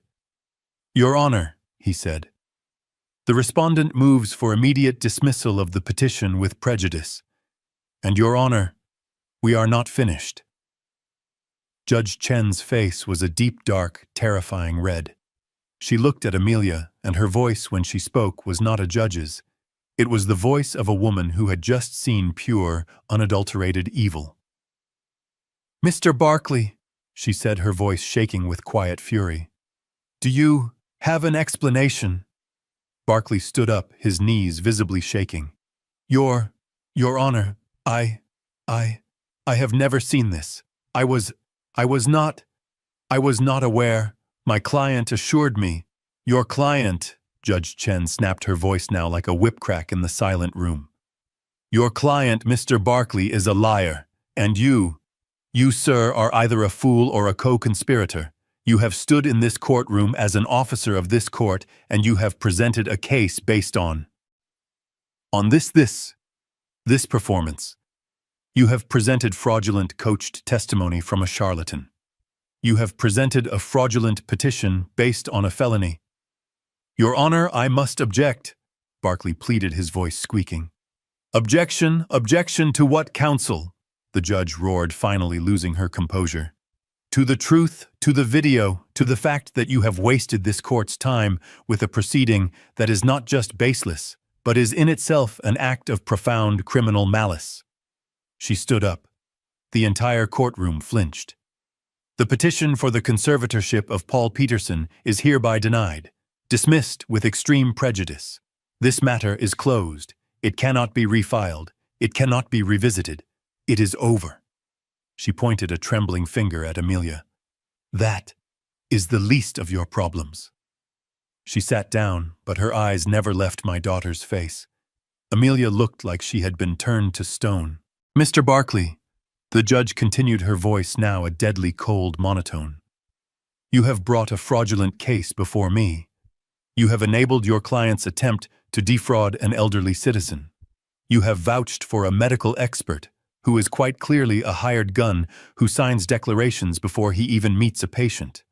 I am, as of this moment, referring this entire matter, your conduct, your testimony, and your professional ethics to the Washington State Bar Association's Disciplinary Committee. You should pray you still have a license to practice law by the end of this year. Barkley actually stumbled, collapsing into his chair. He put his head in his hands. As for you, Miss Hayes, the judge said. Amelia, frozen, did not respond. Look at me, the judge commanded. Amelia's head snapped up, her eyes wide with terror. You have come into my courtroom under the guise of a loving, concerned daughter. You have wept. You have lied. You have conspired to have your own father, a man who by all accounts is sharper than everyone in this room, declared incompetent. You did this. She picked up the document from her desk so you could file this disgusting motion to sell his home. This is not a family dispute. This is a crime. This is perjury. This is conspiracy to commit fraud. This is without a doubt elder abuse. I am referring your case, Miss Hayes, along with the testimony of Dr. Julian Croft and a copy of that video to the King County District Attorney's Office, not for consideration, with a recommendation for criminal prosecution. A small animal sound escaped Rick's throat. He finally understood. This is not a game, the judge said, her voice full of ice. You came here to steal your father's life, his home, and his dignity, and you did it by lying to this court. I have rarely in my 15 years on this bench seen such a cold, calculated, and purely evil act of greed. Get out of my courtroom. Amelia was paralyzed. Rick had to grab her by the arm and physically pull her to her feet. They stumbled white-faced toward the door, their lawyer still sitting catatonic at the table. They were failures. They were exposed. They were potentially criminals. They had lost everything. As Amelia was halfway to the door, her shoulders shaking, Harrison stood up one last time. Your Honor, he said, his voice clear and strong in the sudden silence. Thank you. But we are not finished. Amelia froze. She turned around slowly, her face a mask of confusion and terror. What? She whispered. Judge Chen looked at Harrison. I beg your pardon, Mr. Harrison. I have dismissed the case. What more could there be? Harrison looked not at the judge, but right at me, and then he turned and gave Amelia a cold, cold smile. Your Honor, Harrison said, pulling a new thick leather-bound document from his briefcase. This was just the defense. Now, it's our turn. Amelia was catatonic. She didn't move. Rick, his face a sickly shade of gray, had to physically grab her by the elbow and drag her toward the courtroom exit. He was muttering, "The DA, Amelia." She said, "The district attorney. Oh my God." They stumbled through the heavy wooden doors into the hallway. I saw Barkley, their lawyer, just put his head in his hands, a broken man. The courtroom doors swished shut behind them, cutting off the sound, leaving them in the suddenly quiet, marble-floored hallway. They were alone, or so they thought.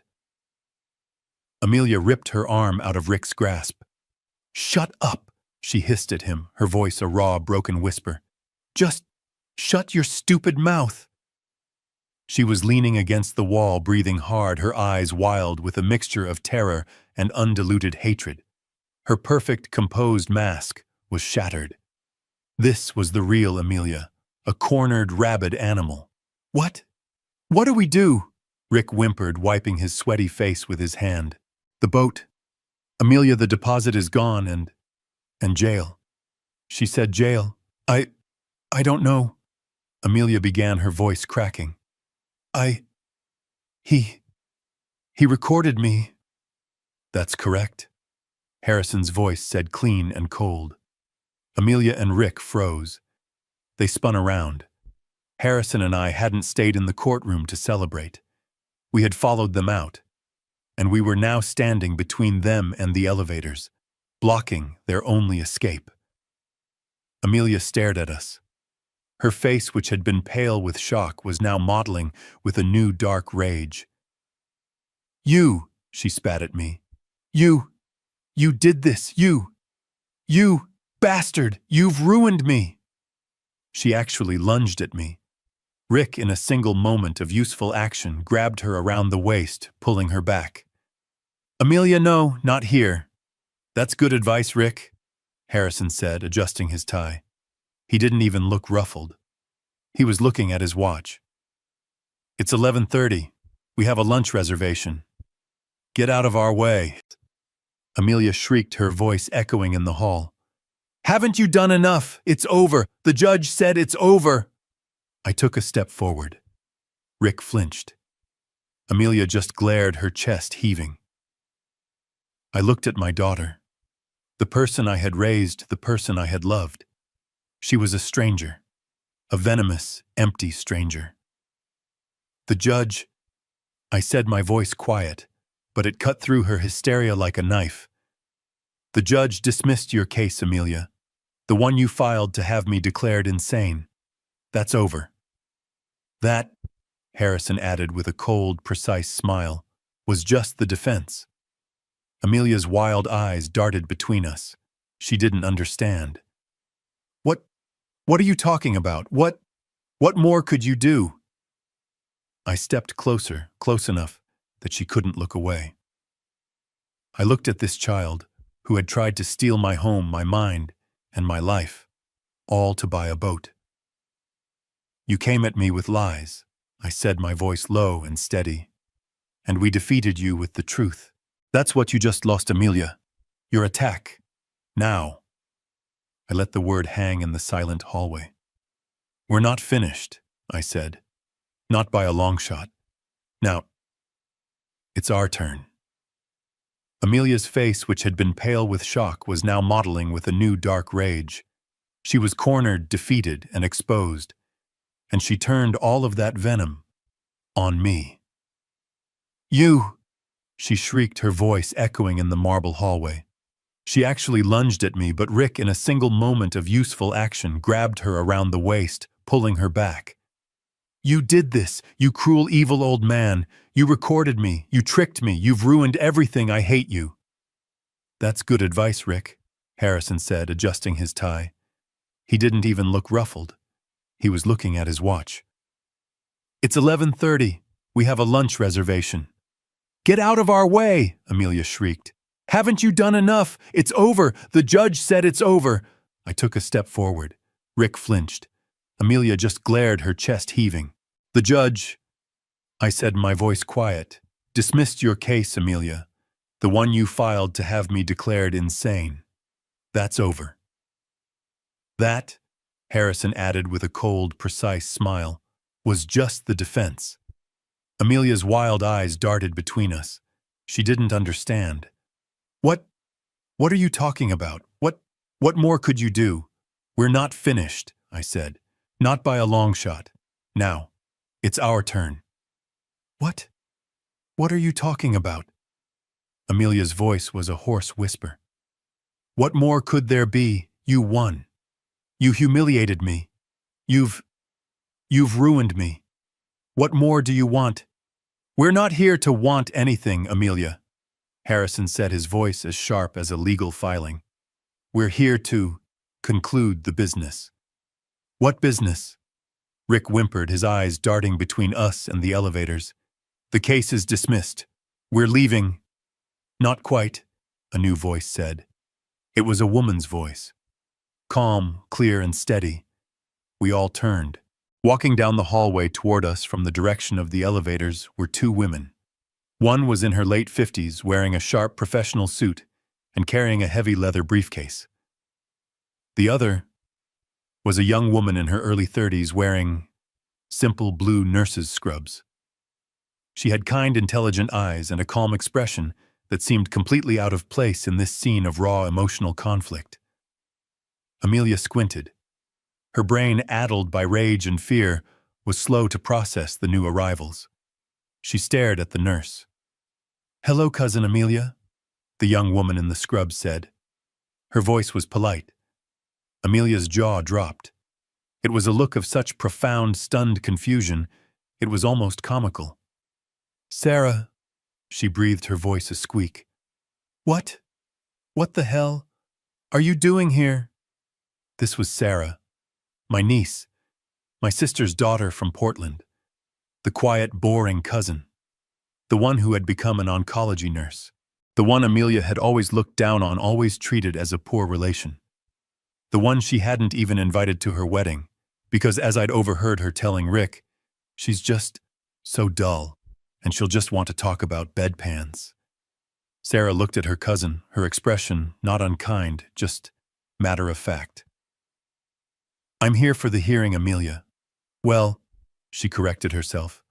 "I was. It seems I'm a little late. You all finished early." Amelia's confusion was now curdling back into suspicion. What you're here for? For this? Why, what does this have to do with you? Did he call you?" She spat the word, pointing at me. "Did this old bastard call you to what? To gloat?" "No," Sarah said, her voice still perfectly calm. "I called myself. Well, technically my lawyer called me." She gestured to the woman beside her. "Amelia Hayes, Rick Hayes. This is my attorney, Mrs. Jenkins from Portland. She's a specialist in trust and estate law." Your lawyer?" Rick stammered, his eyes wide. "A nurse needs a specialist lawyer." Sarah ignored him. She looked at Harrison, and then at me, and then finally she looked at Amelia. "I'm not here as a nurse, Amelia," Sarah said. "And I'm not here as your cousin. I am here as the acting successor trustee of the Peterson Family Irrevocable Trust." Amelia just stared. The words were English, but they had no meaning for her. What, the Peterson?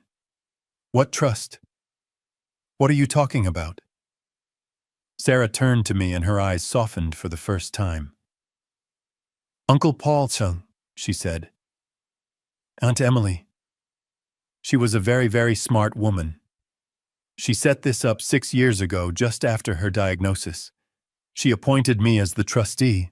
I have been managing this property, all of it, ever since." Amelia let out a high-pitched, hysterical laugh.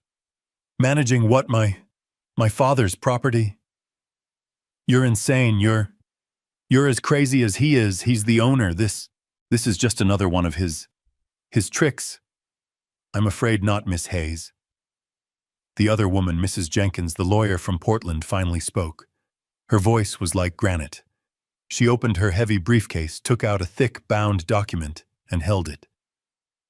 "This," she said, "is the Declaration of Trust, the original, signed by Emily Peterson 6 years ago, and you'll find, if you ever read it, that it is a legal fortress." Mrs. Jenkins looked at my daughter with the cold, dispassionate eyes of a mortician. The house you just petitioned the court to sell has not been in your father's name for 6 years. It belongs to the trust." Amelia's face went from rage to a bloodless, waxy white. "What? The $4 million estate?" Mrs. Jenkins continued. "The brokerage accounts, the retirement funds, the entire portfolio you just tried to seize control of by having your father declared incompetent, belongs to the trust. Your father," she gestured to me, "is the lifetime beneficiary. He is legally entitled to live in the house and receive all the income from the investments. But he does not own them. He has no power to sell them or to give them to you. And you," she said, her voice dropping, "have no claim to them." Rick was whimpering. No, no, that can't be. That can't be legal. It is, I assure you, Mrs. Jenkins said, 100% legal and permanent. But that's not even the best part. She put on a pair of reading glasses and flipped to a page in the document, a page that had a small yellow tab on it. Your mother, Miss Hayes, was a very thorough woman. She anticipated this day. She anticipated you. She began to read. Clause 4, Section B. If any named beneficiary, and she lists you, Amelia Hayes, by name, shall in any way, shape, or form contest this trust, or, if said beneficiary shall take any legal action, such as a conservatorship proceeding, in an attempt to seize control of the assets of the lifetime beneficiary Paul Peterson. Mrs. Jenkins looked up over the top of her glasses right at Amelia. Then in that event, the gift to said beneficiary shall be void. That person shall be deemed to have predeceased the truster, and they and all of their issue shall be permanently and irrevocably disinherited from any and all portion of this trust. The hallway was dead silent. Even the air seemed to have been sucked out. Amelia was just standing, staring, not breathing. Rick the idiot was the one who broke the silence. He whispered, his voice trembling. What does that mean? I looked at my daughter, my child, the stranger who had tried to destroy me, and I felt nothing. Just the cold final click of a lock falling into place. I stepped past Harrison. I stepped past Sarah.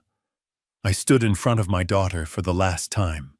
It means, I said, my voice clear and steady, that by filing that lawsuit against me, the lawsuit you just lost, you have just legally and permanently disinherited yourself. Your mother, your brilliant, loving mother, she gave you one final test, Amelia.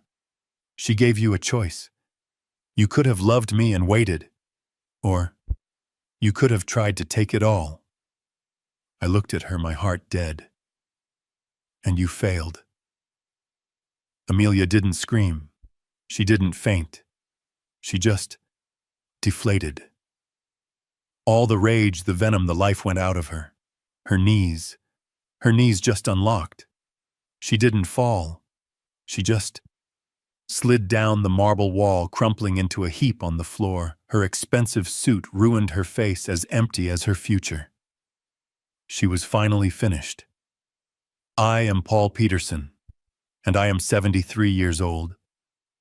It's been a year. I'm sitting on my front porch in the same chair I've sat in for 20 years. It's quiet. The Seattle morning is cool and damp, and my coffee is hot. The house is silent behind me. But it's a different kind of silence now. It's not the lonely, aching silence of a widower. It is the deep, profound, and earned silence of peace. The house is no longer a target. It is once again just my home. Harrison called me last week. Not with bad news, with an update. He has a certain satisfaction in his voice these days. He informed me that Amelia's lawyer, Barkley, was suspended from the bar for 2 years. His career is over. He was found guilty of presenting a fraudulent case and failing his duty to the court. And Dr. Julian Croft, the hired gun, Dr. Allister's testimony combined with Exhibit B, the video of his sham evaluation, was sent to the state medical board. His license to practice medicine has been permanently revoked. He is, in the eyes of the law, a fraud. And Amelia and Rick. There was no money. There was no inheritance. There was no house to sell. The emergency petition was not just denied. It was the trigger that detonated their entire lives. They couldn't cover the $500,000 loss from Rick's crypto scam. They couldn't make the payments on the second mortgage. And of course, they lost the $200,000 deposit on that yacht. It was the most expensive boat they never owned. Harrison informed me they filed for Chapter 7 bankruptcy, a total liquidation. They lost everything. The sprawling house in Medina, the one I had helped them buy, was foreclosed on by the bank. The luxury cars were repossessed. They lost it all, because they tried to take it all. They tried to burn down my life to warm their hands, and they were in the end consumed by the fire they started. I have not heard from them. I do not know where they are. And I have found to my own surprise that I do not care. My niece Sarah came up from Portland to visit me last weekend. She came in her nurse's scrubs straight from a shift, just like she did that day in the hallway. She is the trustee, and she is magnificent. She sat at my kitchen table, the one where Amelia had planned her attack, and we went over the quarterly statements for the trust. Her and I are the board of directors for my wife's legacy. Sarah pulled out a separate checkbook. And this, she said, her smile so much like her mother's, is the best part. In the Declaration of Trust, my Emily, my brilliant, loving architect, had left one final, perfect instruction. After ensuring all my needs were met, all taxes paid, a full 25% of all annual profits from the $4 million portfolio are to be donated in her name to the Fred Hutchinson Cancer Research Center, right here in Seattle. My wife didn't just build a fortress to keep the darkness out. She built an engine to create good. She turned her own terrible, unfair death into a weapon against the very disease that took her. She was not just a planner. She was a visionary. I lost a daughter. I see that now. The daughter I loved was a fiction. The real one was a stranger I never knew. But in losing her, I found the full, true, and extraordinary story of my wife. And I learned something. I learned that sometimes silence is not weakness. It's not confusion. It's not despair. Sometimes silence is the time you spend reloading. This whole ordeal taught me a powerful and painful lesson. True strength isn't just about endurance or quiet sacrifice. It's about action. It shows that love and trust, when they are abused, must be met with wisdom and meticulous planning. My wife Emily demonstrated that the greatest act of love isn't always just giving. It is also protecting. She taught me that you must fight for your dignity and that it's never too late to see the truth, even if it's a truth. Looking back, I see my greatest mistake wasn't trusting my daughter.